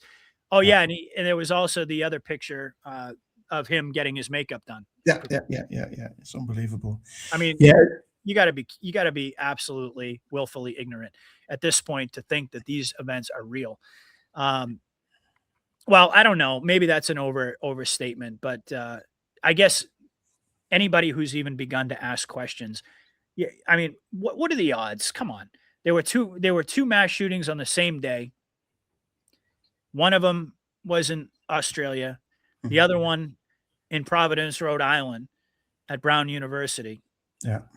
Right after Trump dubbed Marjorie Taylor Greene Marjorie Trader Brown, and then right on the heels of that, we get a shooting at Brown University with two individuals, and so these shootings happen basically at the same time. Yeah. At two individuals at Brown who were survivors of previous incidents, previous mass shootings, which is like virtually impossible mathematically. Not in my opinion. Mathematically, it's virtually impossible. Impossible, yeah. And then you've got this other individual who just so happened to survive 10/7, and there he is. I mean, I don't know about you, but I mean, if I took a bullet and I was bleeding out of my head, I don't think I would be pulling out my phone and taking selfies. It's just unbelievable. Yeah, and that's not where the anomalies end, by the way. I could go on and on about that. Yeah, it's unbelievable. The first batch of Epstein files is released within 15 days of completion of the release required under Section 2. This is this one, Patriot. I'll just read on what's mentioned here. The Attorney General shall submit to the House and Senate committees on the judiciary a report listing 1, all categories and records released and withheld. 2, a summary of redactions made, including legal basis. 3, a list of all government officials and politically exposed persons named or referenced in the released materials with no redactions permitted under subsection B. So this within 15 days, that is December the 19th, plus 15 days, isn't it? That must be 3 or 4th of January, or not? That we're going to get really unredacted stuff. Well, let's hope so. Yeah. I mean, but again, are we actually going to? That's the big question. We've got these new, fresh anons, yeah? Well, right. Yeah. So, I mean, it really, I wouldn't have any immediate expectations that you're going to see this process very rapidly come to an end. I think that they're going to continue to drag this on for as long as they possibly can to get more and more people, not only with eyes on, but really, really upset and deeply. I mean, getting beyond the point of saying, yeah, we want to see the information, to getting to the point where they're saying, okay, now you're hiding something. And now, we've got the entirety of the public basically on that side. As far as the timeline goes, it's anybody's guess. I mean, like I mentioned, on Christmas Eve, they just happen to be like, oh, look, another burn bag full of 100,000 documents here. I mean, that they could do something else in another week. So it seems to me very likely that there's going to be this, I don't want to say gradual. I think it's going to, I think the process is going to continue to speed up, but I don't think that it's going to be, well, that 15 days, once we hit that deadline, boom, everything is just going to come out. No. That's not the way that it's been scripted so far. So I would anticipate some more curveballs along the way. We've already got Ro Khanna, I think is how you pronounce his name, with Thomas Massey, essentially, holding Bondi in contempt, drawing up articles of impeachment for her because she didn't follow the letter of the law.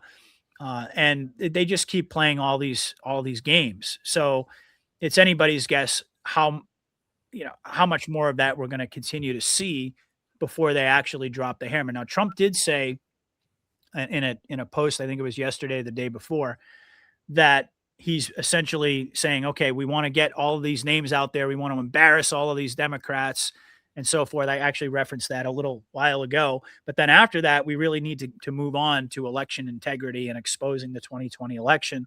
So we've got those two storylines that are really kind of playing out concurrently right now. And I think that in the early part of 2026, we're going to see some massive revelations, excuse me. But I don't really pay any attention to those, what the law says and what the timelines say, because again, we're watching a scripted movie and you can't have the expectation that, oh, well, they said by this specific date, everything has to come out. So far, it hasn't played out that way. So I don't think it's going to continue. I think it's going to continue along those lines with, expect the unexpected sort of a thing. Yeah, yeah. What puzzles me, if we believe the narrative, there are many, many characters that have been replaced by masks, actors. What's going to happen to them after all of this is over and done with? I mean, fake Biden, we've got fake Hillary Clinton, and fake this and fake that. We've got people in the Trump administration apparently are wearing masks. What's going to happen to these people or these characters, I can better say, when it's all over and done with? Are they just going to disappear, or are going to take off their masks, or what? It's an interesting question, and it's it begs a much larger question about the degree to which there's going to be a disclosure of a military operation. I mean, we're in the midst of psychological warfare right now. There's no two ways about it. Yeah.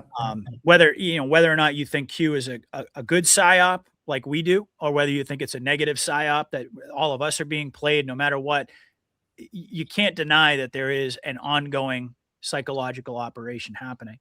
The big question being, are we going to actually see the declassification of the Q military operation? Are they going to, at a certain point, just kind of square with the public and say, this has been a massive sting operation. We've had people playing roles and we've had people infiltrating, so on and so forth, saying what they needed to say in order to advance the Overton window, so to speak? Or are they just going to ultimately continue to play the movie out, and these people are just going to exit stage left and we'll kind of never hear from them again? And it might be several years down the road before there's actually an acknowledgement that, yes, indeed, there was a military operation going on. Where I stand on that is ultimately that I don't know when and I don't know under what circumstances, but I do believe that there is going to be a declassification process of the fact that there's been a military operation, because the knot has become so twisted, like you were referencing a moment ago, with people in masks and people playing roles and on and on and on, particularly within Trump's administration, that in order to salvage the reputations of these individuals and not make them appear to be villains if they're actually good guys, to me, it would seem logical that they would have to disclose certain aspects of the operation, not everything, but enough so that the general public knows essentially that they've been watching a movie. I believe that that's going to happen at a certain point, especially if, let's just say, going back to your earlier question about the emergency broadcast and the transition into military jurisdiction, these are all core principles associated with Q. So you can imagine that, let's just say, another 3-4 months go by and all of a sudden we get the EBS, we get the transition to military jurisdiction. We start to get tribunals playing out and so on and so forth. All of these things are directly aligned with the Q operation. So once the general public can see, like, holy crap, these Q-tards actually knew what they were talking about, that's going to become a nationwide conversation. And the only way to square that with the people to a degree is to explain that, yes, indeed, there was a military operation going on, and we did what was necessary in order to wake people up. I think that's going to happen. As a matter of fact, I think that if they don't do that, then it's going to have a detrimental effect overall on the Great Awakening, because people would still be believing in a false history. And the whole point of the Great Awakening is to get people to awaken to the truth. Maybe not all aspects of it. I'm not suggesting that there aren't going to be certain things that might remain classified.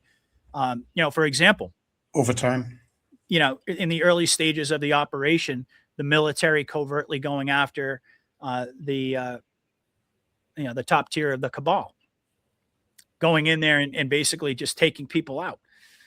There might be, to some degree, some questionable legality associated with some of the things that they had to do in order to win this war. So some of the stuff might actually remain classified. I'm not naive in that sense.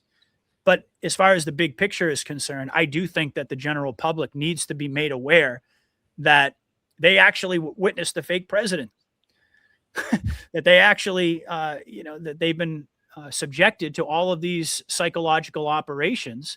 That's going to have an amazing effect. I mean, just imagine if that comes out, the military comes out, or whatever, whoever the spokesman happens to be, whether it's Trump, whether it's the white hats themselves, and they say, yeah, you've been watching essentially a scripted movie. Imagine the effect that that's going to have on the general population once all of these. See, I don't think they can do it before all the arrests and the exposure. I think they have to do that first. They have to expose everything. Then we have to have the arrest, the justice process, and so forth. And then on the other side of it, once people have already accepted these realities and these truths, then the white hats could say the only reason that we got here is because there was a military operation, because you were subjected to all of these psychological operations to get people to be able to get people prepared to accept these realities and these truths. So I think that's going to happen at a certain point. Some people disagree with me on that. A lot of the people I work with, they very much disagree with me on that. They think the movie's just going to continue to play out, and eventually there's going to be some sort of a seamless transition back into reality. I don't see it that way, quite frankly. I think there has to be a disclosure of what actually has been going on over these past several years for the public to be able to make sense of everything that's happened, everything they've been subjected to. So, yeah, I mean, the masses will have to be educated and reprogrammed and get up to speed. And we want to know the truth. People want to know the truth, and they are entitled to the truth. So disclosure will have to come. I mean, when you look at JFK, the assassination of JFK, our generation, we still know what it is, but the new generation, the Gen Z, they don't know what happened then. So it doesn't emotionally affect them. But if like, how would I compare it? Like crimes against children. We have an idea who's been doing it. Would they reveal that the top tier of the people that have done it? Would they reveal that straight away? Or would they do it, like, say, in 20 years when these people are dead and gone? You know what I mean? I think it depends. Some of the individuals who were probably caught up, let's just say, in the cabal's web of blackmail, but they didn't actually want to be a part of it, but they were blackmailed, and they were facing a choice between either remaining in secrecy and going along with this agenda, or having all of their family killed. I mean, those are the stakes. They are also victims, huh? A lot of these individuals were, in essence, victims. So those types of people, I think those are the ones who were basically told, you're going to play ball and you're going to do what you're told. And if you do that, then you are going to be able to in essence, maintain your legacy and not have all of your secrets exposed, etc. The ones who are consciously evil, raping children, torturing adrenochrome and worse, no deals for those people. Yeah. And that has to come out. I mean, I've said this before, and this is a hill I'll die on. If it turns out that I'm wrong, I still don't think that I'm going to be wrong in principle, which is that it's not a great awakening unless the people are actually brought up to speed and they're actually told the truth at a certain point in time. I mean, think about it. The whole purpose of all of these psychological operations, what's the rationale we've been saying over and over and over? It's to get people to wake up. It's to get people prepared to accept these larger truths. So if we go through all of this, and on the other side of it, so much is withheld from the public because the powers that be in the military decide that the public can't handle it, then there's no great awakening. And there would have been no point in going through this long drawn out process to wake people up if you weren't going to hit them with the truth and treat the people like adults. I mean, that's really what it is that they understand that by design, you've got a whole society of people, not just here in America, but worldwide, who have been victims of a mass MK Ultra program where they've been essentially, they've been the victims of arrested development. That's why you have a whole generation, these masses of normies out there who are being treated like children because they're not actually adults yet. They haven't gotten to the point where they're ready to accept the truth. Yeah. And the way that I see it is that everything that we've been through up until this point is to prepare them for exactly that. So on the other side of that, if they don't actually reveal these things, I still think that I'm going to be right in principle, that you're not going to have a great awakening. I mean, you can't have, it's 2 + 2 = 4, no matter how you slice it. You can't have a great awakening if the people don't know the truth, if they don't know what these individuals did. Doesn't mean you have to put I've said it many times, you don't have to put Frazzle Drip up in Times Square and traumatize everybody. That's not what I'm saying. But if you don't tell the truth and you don't expose these individuals at the end of all this, then it would have all been for naught, as far as I'm concerned. Absolutely true. Yeah, absolutely true. Yeah, absolutely. It's going to be a hell of a shock for a lot of people. But we've tried to bring them up to speed, tried to warn them as well. But it goes deep, Patriot. I mean, we only don't know a tip of the iceberg. But as you said, it's sickening to know. I mean, people that are on the know, I don't understand how they can, look away and not try and do something about it. It breaks my heart, thinking of all these kids at Christmas time and they're undergoing this terrible. It's a crime. There are kids, they haven't even seen daylight. They don't know what the sun is. They've been underground since. We know there are breeding farms down there, and there are teenagers or girls stolen. I mean, 8 million people or kids disappear yearly worldwide. 8 million. Yep. It's a number we can't even fathom, and they disappear, and or they disappear down under the ground in dumbs, or they disappear in it's sickening to think of it, but. When you just realize how many McDonald's are there worldwide, and we haven't got as much beef to fill the hamburgers. It's that bad. Yep.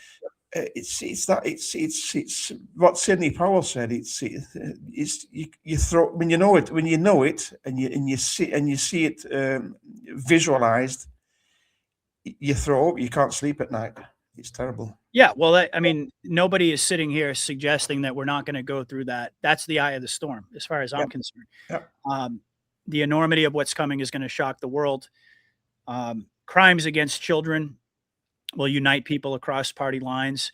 We were told in no uncertain terms that the truth was going to come out. These promises were made in the Q drops in various different forms. Now, certainly there were some caveats attached to that.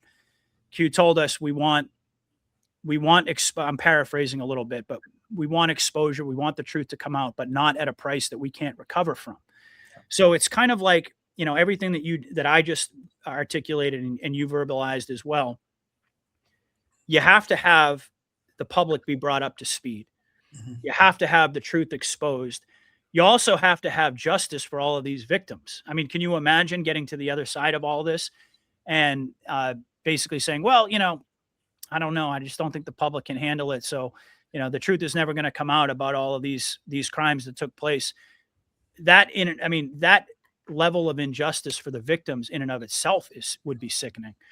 Yeah. So but it's a balance, so you can't you can't expose too much too quickly. And there are certain things I do believe that probably are never going to see the light of day. Some of the stuff, I shouldn't say never, but probably not in the immediate foreseeable future, where we're going to see some of these horrific realities fully exposed to the public, because I think that's what Q is telling us, was that, you're going to get exposure. There is going to be justice. There is going to be accountability. There are going to be, tribunals and on and on and on. Mm-hmm. But we also have to balance that out with, we can't traumatize the public to such a degree that people aren't going to come back from that. And so it's a difficult balance. But the way that I see it is that everything that we're going through and that we're going to continue to go through in 2026 is building that consensus where people have an idea of the the level of evil that's going on. It's being dripped out so that eventually, once those floodgates open, a vast majority of the public is going to be traumatized the same way we were.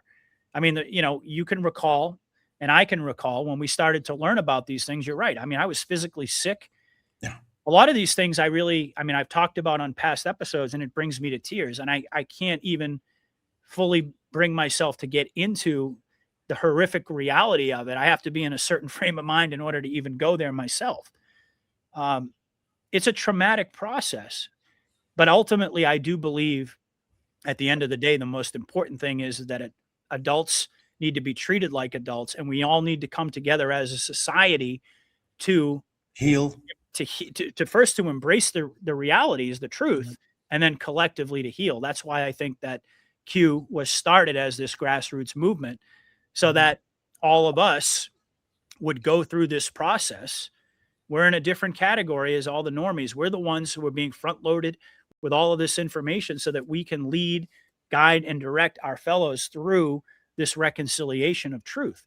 It has to happen, but it has to be done in a very delicate manner with military precision. And that's the reason why it's a slow process. But if you look at, again, the subjects that aren't going away, the things that people are talking about now that used to be considered conspiracy theory. And you'll notice also throughout 2025, it's not just the exposure that's been happening, but it's also the deeper levels to it. Like they're gradually putting out more and more information about satanic ritual abuse.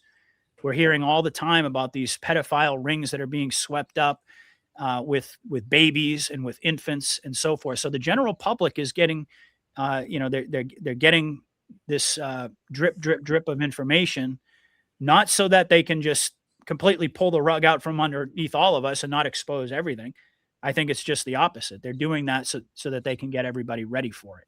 And it has to come out because at the end of the day, if you're going to choose between traumatizing the public and the great awakening and the justice for all these victims and all these children, it's a very clear choice.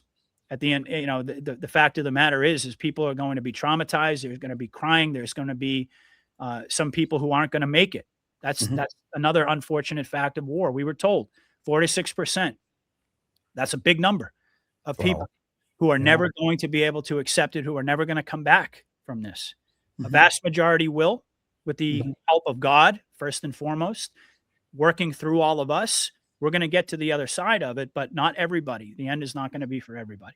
He says that the end will not be for everybody. Q says it as well. Yep. Yeah. I mean, it's a spiritual awakening as well. The awareness, and we all have to go through this portal, if we want to make it to the other side. Indeed. And, we're not really worth our salt as human beings if we can't accept reality. And if we can't stand up for the children, if we can't stand up for innocence. I mean, that I believe, if you really want to know the truth, I think that is the reason that Trump, when he was invited to run by the military, sure, we have a million different problems, financial, geopolitical, domestic problems. We've got corruption absolutely rampant throughout the entire system.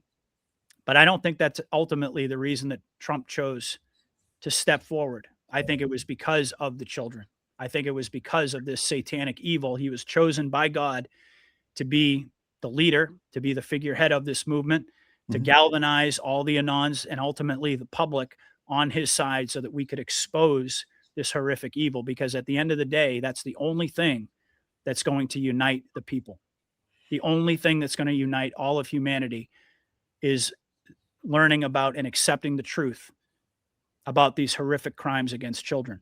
Because, and I've said this many, many times, it doesn't matter if you're a Republican, it doesn't matter if you're a Democrat, it doesn't matter if you're old, it doesn't matter if you're young, it doesn't matter what color skin you have, it doesn't matter whether or not you're even a convicted felon. Even inside of prisons, even the hardest murderers have that code. You do not lay your hands on children. You do not violate children. And that is going to be the one thing that's going to unite the entire world. It may not be, I understand, a lot of different things could create that sense of consensus. Like I talked about earlier, The general public doesn't even know about all the stuff that we're talking about yet, but still they're on board. Why do you think it is that 90% of people are on board with exposing the Epstein files? Because we're talking about crimes against children. We're talking about crimes against humanity. And that is something that everybody, no matter what walk of life they are, can unite underneath that tent. And that exposes the hidden enemy, the enemy that's ultimately been targeting all of us and pitting us against one another. But the keystone is Epstein, because Epstein unlocks the whole picture. And that's really what this is all about at the end of the day. That's the reason that Donald Trump stepped forward. That's the reason why he chose to take all these slings and arrows for us, because it's always been about the children. Always. Yeah. Yeah. Just pivot to Russia, Patriot. What do you think of this guy? This is Kirill Dmitriev. Oh, yeah. I've been paying attention to him for a while. He's a special envoy of Putin, eh? And he seems to be up to speed on Q, eh? Oh, yeah. That's putting it mildly. Yeah. He's a Q operative. No question about it. Yeah. I think he was activated over this past year in particular. I mean, that's really where he started to gain a lot of traction on Twitter. People started, or on X rather, people started to see more and more of his posts. He's got, like, you know, he's posting Q slogans. Nothing can stop what's coming. Where we go, when we go all. We're going from dark to light. The handshake between Russia and the U.S. That whole emoji, and eventually now he's just flat out posting Q drops. So this is part of the operation. I think as all of this geopolitical posturing moves us closer and closer to a World War III scare event, which, who knows? I mean, I happen to believe that's still very much a part of the overall picture of what we're looking at in terms of how this movie is going to climax. I've said that right from the beginning. A World War III scare event, a financial meltdown of sorts, and of course on the domestic front, everything heating up in terms of ICE and the mass deportations. And I like the way you say that. Things are heating up. ICE. Yeah. But I think that all three of those things are going to play out somewhat concurrently as we get into the climax of the movie. And so this guy, Kirill Dmitriev, I believe was activated to underscore that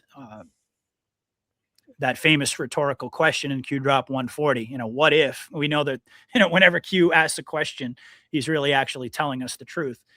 What if Russia, China, and others? Somebody put Nayib Bukele on that list, and several others along.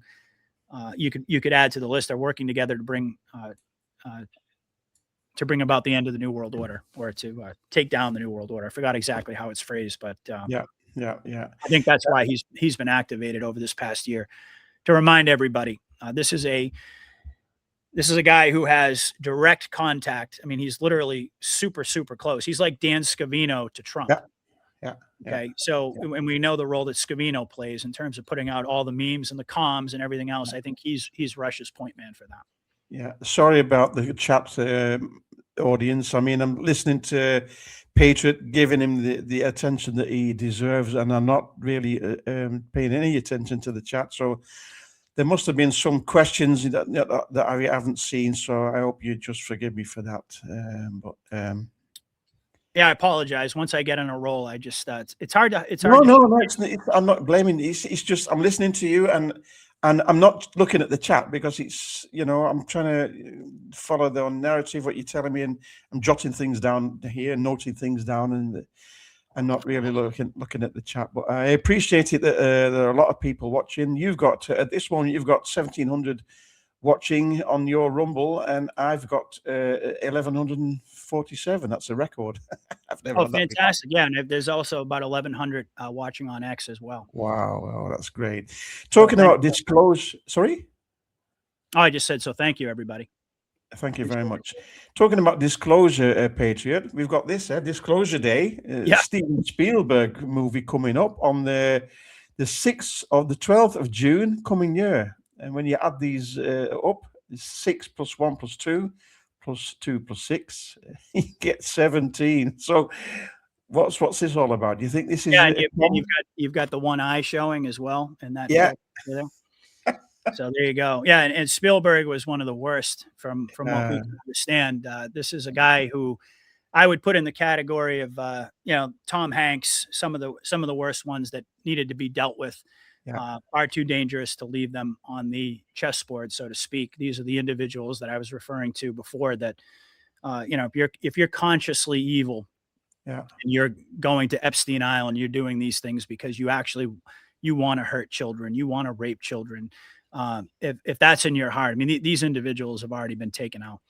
But yeah, this is just another calm amidst, at this point, I mean, they're all raining down. It's honestly, it's hard to keep track of all the comms, but just about every time something like this happens, there's a 17 involved, or there's some sort of a delta.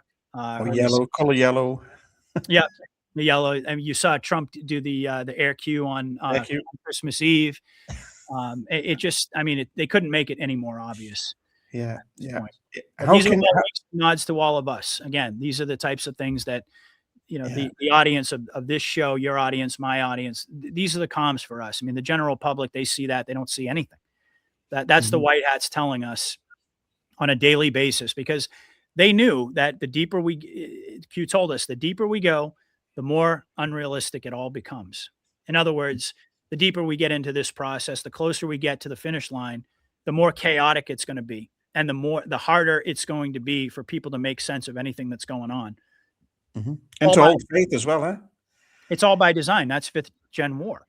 Yeah. It's the art of war, is to create chaos. And so, and in so doing, to camouflage where the next moves are coming from. But these types of things, they know, aren't going to slip by any of us. And certainly they're making them more and more obvious. I don't know. And it's interesting because I saw somebody post about this. Like, I don't know if the psyops are getting more sloppy and the comms are getting more sloppy, or the public is actually just getting more awake. It's kind of difficult to know the truth. It's probably a bit of both, to be honest. But these are the types of things that in an instant, people, they decode them and they're circulating all over social media. That's the good guys telling us, hold the line, we're in control, and you're going to love the way this movie ends. How would you explain to someone that Q is real, the military operation is real? How would you explain it in 1 minute? Is it possible? I don't think it's possible to explain it. I think you said a moment ago, it's a spiritual war. Yeah. And I do believe that. I've always believed that right from the very beginning. And I don't think that, I think that Q, as it is right now, eventually we just talked about the possibility of the operation being disclosed to a certain degree. But Q is really, it's a spiritual movement. It's for people who have the ability to see, the willingness to see. It's not as if the general public is too stupid to add up those numbers and see a 17. It's not as if the general public, once they've been, and I think they've actually done a pretty good job at showing us all of their symbols. One of them, of course, being the covering of the eye and the pyramid and all that sort of stuff. It's not as if they can't actually look at that and say, okay, that's actually some sort of a comm, or that has meaning to it. It's the fact that they're not willing to. It's the fact that they're completely like, oh, that's just craziness. There's like this wall of disbelief. A lot of it is the MK Ultra stuff, the mass MK Ultra programming that we've been subjected to. But ultimately, at a spiritual level, Q is for the people who are willing to see it and willing to look at it. Yeah. Can you explain to someone that there's a military operation going on and get them to accept the idea of Q? I mean, in a minute, certainly not. I don't even think you could spend hours and days trying to do that. If a person isn't willing to look at it and acknowledge it, they're going to brush it aside. Yeah. It's for us. That's the whole thing. Is the Q operation was never meant. Like the Great Awakening was never really defined by getting the entire public to recognize that, oh my God, there's an actual military covert operation going on. Quite the opposite, because that would minimize the effectiveness of it. They don't want the general public to buy in to this idea that there's an ongoing military operation. What they want is the public to buy into the optics of said military operation Yeah. to gradually red pill them. And then Yeah. once they've been red pilled and once the full exposure process has happened and we've gotten to the other side of the Insurrection Act and the EBS and the military tribunals and the Truth and Reconciliation period, then at that point, sure, then you could start to reveal those things, but it has to be in the correct order. Yeah.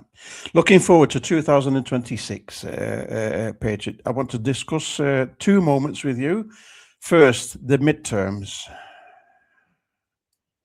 What do you think of the midterms? Is Trump making it difficult for himself, or is he going to win this in the landslide? How's it going to turn out? What do you think? Well, that's if we even make it to the midterms. I mean, let's not forget, we have the 250th anniversary of the Republic, which is in my opinion, I don't think there's a more perfect time to bring this movie to an end, quite frankly. I was just going to ask you that. Yeah. Okay, but putting that aside for the moment, as far as the midterms go, we were told all the way back in 2017 that elections at this point are no longer matter. Like that we've been under continuity of government for a long time. Yeah. The White Hats have been in control, I believe. When Q made that post, I don't remember the number off the top of my head, but I do recall there was very early telling us that elections at this point no longer matter. And we've had that point underscored several times along the way. One example that I frequently reference is Elon Musk, as we like to call him, saying that the only court that matters at this point is the court of public opinion, that everything is really just optics. So as far as the midterms are concerned, optically speaking, I think that's the reason why you're hearing Trump continue to beat the drum about the filibuster, because terminating the filibuster would essentially open up the floodgates in terms of his agenda. And would you just to interrupt you here, Patriot? Sure, would you just explain to the audience what the filibuster is? Okay, yeah. So in the Senate, the filibuster, it's not even it's a procedure inside of the Senate. It's not even a law. It's basically just a senatorial procedure where, in order to get a bill out of cloture, as it's called, you have to have 60 senators on board to basically get it to the floor to a vote. So the filibuster is essentially the roadblock that gets put up where the Democrats, generally speaking, and the Republicans have done it as well, but they refuse to get on board, so to be a part of that 60 that it's necessary to get it to the floor so that it actually can be enacted into law. That's, I guess, an oversimplified version, but essentially that's what it is. It's a procedural roadblock in the Senate that prevents bills from moving forward without getting to 60, as opposed to a mere majority of 51. So if you were to eliminate the filibuster, what that would mean is all you would need is a simple majority of 51 senators to get a bill out of cloture and to the Senate floor to vote on it. Yeah. Wow. So America 250, a lot of great plans there. Eh? Maybe free energy exposure and what have you. Real history. Tesla. We've heard of Ingersoll Lockwood as well. He's going to be the theme, I think. Eh? Ingersoll Lockwood, the writer. Yep. Yeah, I haven't paid too much attention to the Ingersoll Lockwood drops, to be honest with you, but I know that it exists, and certainly as far as the 250th anniversary, look, I don't want to set any unrealistic expectations. Not even so much for myself, but for the audience as a whole. I happen to think that, like I said a moment ago, it would be the ideal time to wrap up this operation and get us through the eye of the storm so that we could then begin to move forward into this golden age. But having said that, I think that at this point in time, we would all be wise to expect the unexpected in terms of how much longer this operation is going to continue. I have a tough time thinking about us all celebrating the 250th anniversary without disclosure. without disclosure, without the mass arrest and so forth. And even beyond that, getting into the midterms and so on and so forth. So I think that there's a real possibility that over the next several months, they're going to start winding this down. But at the same time, I'm also preparing myself for either one of those options. Who knows? Like we talked about a little bit earlier, getting to military jurisdiction. What's that going to require in terms of public optics? Some people would make the argument that, who knows? Maybe we see Trump continuing to fight to end the filibuster, but it doesn't happen. And therefore, his agenda isn't moving forward. The optics continue to look bad. The Democrats take power in the midterms. They take control of the legislative branch once again. And that could lead us into yet another chapter in this in this epic saga, leading us closer to military jurisdiction if it's going to go in that direction. So we'll have to see how it all plays out. But I'm very, very, very optimistic with all of the things that we've seen happen recently. I mean, like I mentioned at the top of the show, Epstein is on the front burner, the stolen election of 2020, the Rico Grand conspiracy, the filibuster, silver is exploding. Yeah. We're generating a consensus on all these different issues. The Charlie Kirk event continues to yield more and more questions about Erica Kirk and Turning Point USA and honey pots and all of these things. I mean, it's so rapidly accelerating that I have a difficult time seeing us, go another year and still be having a kind of a similar conversation about, when are things going to really, hit their boiling point. But again, we've learned that throughout the course of this process, you just don't know how much longer they're going to drag it out. And I don't say that in a negative way. Like, I believe that whatever happens, however long it takes, it's going to be because it had to be that way. And we can't always see that over the horizon. I mean, there have been plenty of times along the way of this journey that not just myself and you, but Anons across the board have basically said, all right, this is it. This feels like it. We're at the precipice. And as we know, it just hasn't played out that way. And it's continued to drag on for longer.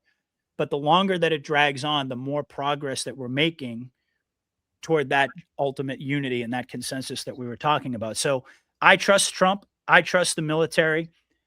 Just to be clear, I don't think that it's going to go on into, I don't think we're going to get to next year and still be having a similar conversation. I personally think that 2026 is going to be the year, but I've been wrong before. We've all been wrong before. And the reality of the matter is that we're all along for the ride at this point. And as long as we can continue to track the trajectory of the operation and be able to, as we did today, point out all the different areas where we're making this massive progress and we're continuing to see the ball being moved up the field, so to speak, that's ultimately what's the most important thing. Yeah, I don't think they're kicking the can down the road for nothing. It's a string of events, eh? It's timing as well, eh? Exactly. Timing is everything. Yeah. Timing is absolutely everything. Somebody just put in the chat, every day we're one step closer. And that's the way I look at it. People don't like to hear, look, the reality is I could get on here and I could say, don't worry, folks. It's just over the horizon. I mean, I used to make that mistake a lot. Those of you guys who have been listening to me going back, it's hard to believe I'm going to be coming up on 5 years in March since I started this journey. And in those days, in the early, first couple, 2-3 years, I genuinely believed when we were in the fake Biden era that we were like one step away. I was just like, I can't believe, I never would have imagined that we would get to this point and we still wouldn't have had all of the big booms that we've been waiting for. But I've learned along the way that, like you said, it's not just a simple matter of the White House deciding, they're not, we're just going to kick the can. We're just going to drag this out arbitrarily. No, it's always done for a reason and for a purpose. Yeah. And so, I think that's the way I look at it. I mean, I carve out that space to allow myself to readjust if necessary. But given the fact that everything is moving so rapidly on all of these different fronts as we move in to 2026, it seems to me like a pretty solid bet that we're going to see some some closure in the not too distant future. I hope and pray that that's the truth, but we'll have to see. I mean, the reality is I don't know, you don't know. Nobody that's out there on podcasts talking about it has a full picture. If we know, the enemy knows. That's exactly right. I mean, all we can do is sort of triangulate where we are in the overall operation. But at the end of the day, like I said before, you can choose. You either trust the plan and you trust the president, you trust the fact that the military is in control, or you don't. There's no gray area. It's black or white. I believe that. I truly do. At this stage, Yeah. Patriot, we agreed on 2 hours, and it's 2 hours now. It's 2 hours and 5 minutes, 6 minutes nearly. So I would like to ask you final thoughts. Well, kind of along the same lines as I was just saying, you know, we're in a place right now where the world is changing. Yeah. And it's continuing with every passing day to get more and more obvious that we are a part of something much bigger than ourselves. And I have to remind myself of that as well. Earlier in the show, I spoke about the tendency that we all have at certain points to take our eyes off of the big picture and to focus on what we want to happen and the timeline and start going down that road of being critical. And, you know, I've said before that if you take, you take expectations and you take emotion and you add those together, it's all the chaos of fifth generation war. That's the quickest path toward getting blackpilled.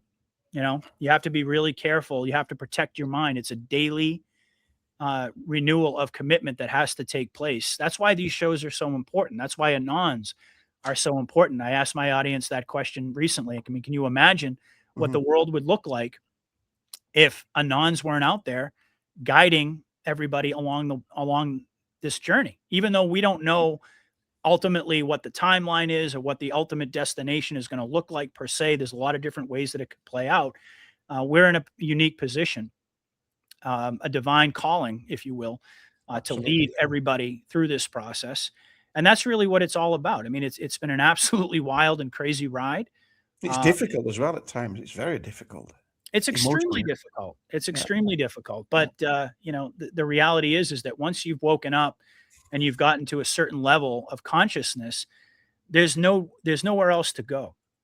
I mean, sure, you can switch off you can switch your brain off for a little while. You can distance yourself, take a little break from social media, and allow yourself some time to ground and to recalibrate. But at the end of the day, I mean, this is the whole purpose of our lives. Everything that we've experienced in our lives has been preparation leading us to exactly where we're at right now. And we can never lose sight of how big this is. This is biblical, what's happening right now. Q says it as well, it's going to be biblical.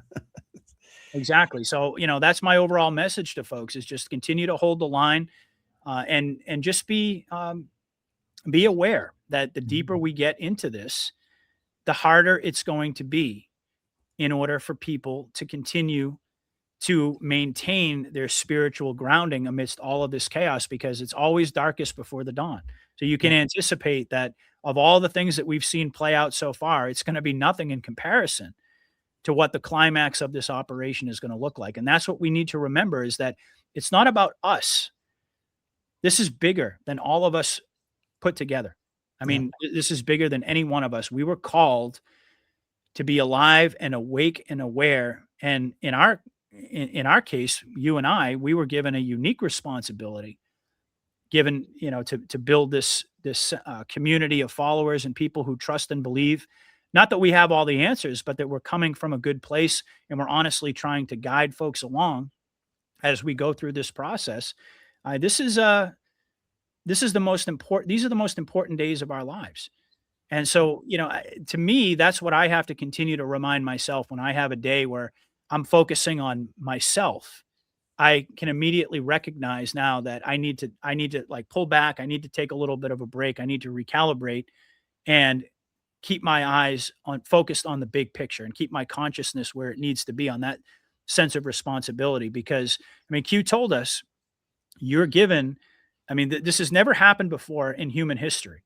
The amount of intelligence sharing that's been disclosed to the Anons out there. I mean, this has never before happened, a military civilian alliance, and that you're being given this information for a reason. And it's not that it's like you have a responsibility that comes with this. Mm-hmm. And that's what I have to remember. And it would be easy for me to, when I'm having a bad day, to, to just fire up a live stream and start talking about all my doubts and all of my, everything that I'm questioning and everything that I'm worried about and all these things. That's not my role.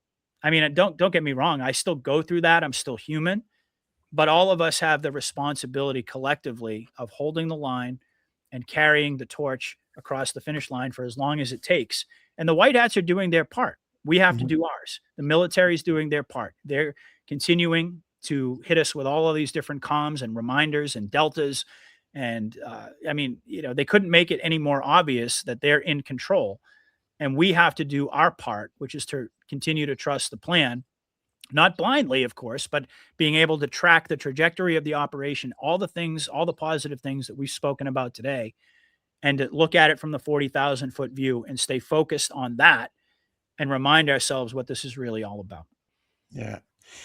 Yeah, I would like to thank you, Patriot, for your contribution to, like I said at the beginning, for your contribution to the Truther movement. I mean, what you're doing is terrific, and you're a real example to everybody. I'd like to thank you for that. It's really, I hope to, in the future, do more shows with you and with your colleagues as well. I'd like to thank you and thank the audience for the faith and also for the support.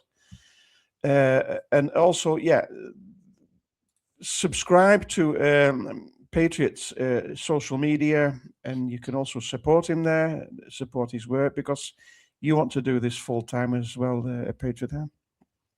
Well, I'd like to at some stage of the game, but at the end of the day, I'm just a vessel. I never anticipated that I was really going to start podcasting. It was never an ambition of mine. This was something that I honestly felt prompted to do. And however the Lord wants to use me in this process, I've resigned myself to that and just said, okay, if I'm supposed to do this full time at a certain point, then the Lord will make that happen. He'll open up those doors. And if the opposite is true, if I'm only supposed to be here for a season, then that's the way it'll be. But, quite frankly, I'm at peace with it either way. I mean, certainly I appreciate everybody's support. I am ultimately hoping to move in that direction. So anything you could do to support that effort, you can see in the description. There's a number of different ways that you can support what I do. We spoke a little bit about silver. I mean, my goodness, I still think that we're just in the beginning stages of how much silver is going to skyrocket along with gold and precious metals. Yeah. And I work with Matt Geiger. He's absolutely amazing, really a true professional. But even more importantly, he's a man of integrity, and he knows he's an Anon just like all of us, and he wants to do right by people. So, if you're whether you've already been stacking precious metals or whether you're still contemplating making a purchase, he's the guy you want to speak to. So I always, I mention that to folks, a great way to support what I do. And indeed, there are a number of different things you can do to help me out. PatriotUnderground.locals.com/support. If you want to become a member of my locals community, you can make a monthly pledge or a one-time donation. And there are other links as well. I'm not going to go through all of them and bore folks with it, but check the description if you're inclined to help me out in that way. But I would say the most important thing, quite frankly, is just continue to pray for both Maestro and myself, and really for this movement as a whole. I mean, that's the thing that I want the most from people is just keep me in your thoughts and prayers, and try to keep all of us in the fight. And that's what's very important, integrity. Indeed. That's what's very important. Patriot, thank you very much for this wonderful conversation. We wish everybody a fantastic and prosperous 2026, and everything what we wish for in good health, and especially keep the faith, because we're getting there very quickly. Absolutely. Pray for good health, and just, pray for the children, pray for the truth and for disclosure, for all of those things that are ultimately what we're fighting for. And that's the thing I just want to leave everybody with. Just remember what it is that we're fighting for. Remember what brought you to the table to begin with, what inspired you to go down these rabbit holes and to seek out all this information. I mean, people are putting in the comments, vindication would be nice. I agree. And we're all going to get there, folks. I mean, I understand it. People are frustrated. There's no minimizing that. The vindication is going to come. The justice is going to come. But this is a spiritual war. And ultimately, I mean, we talk all day about the white hats, and for good reason, because they're manifesting the plan. But ultimately, this is God's plan.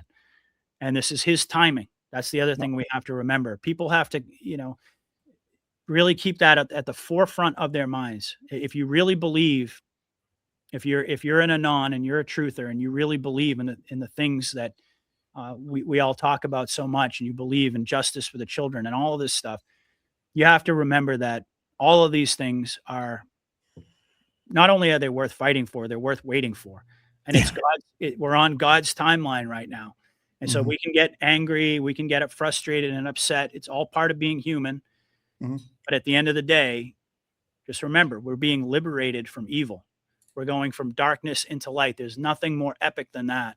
And God has his hand on all of us. This is God's plan.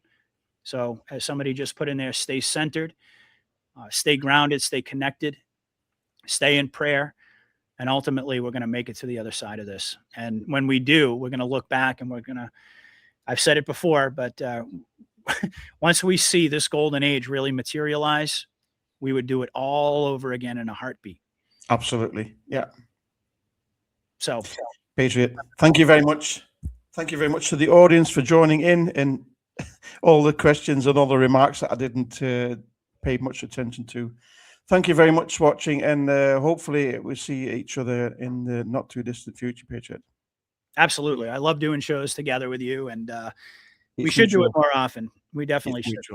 Thank you very much. Have a wonderful evening. Bye-bye. God bless everyone. Bye-bye.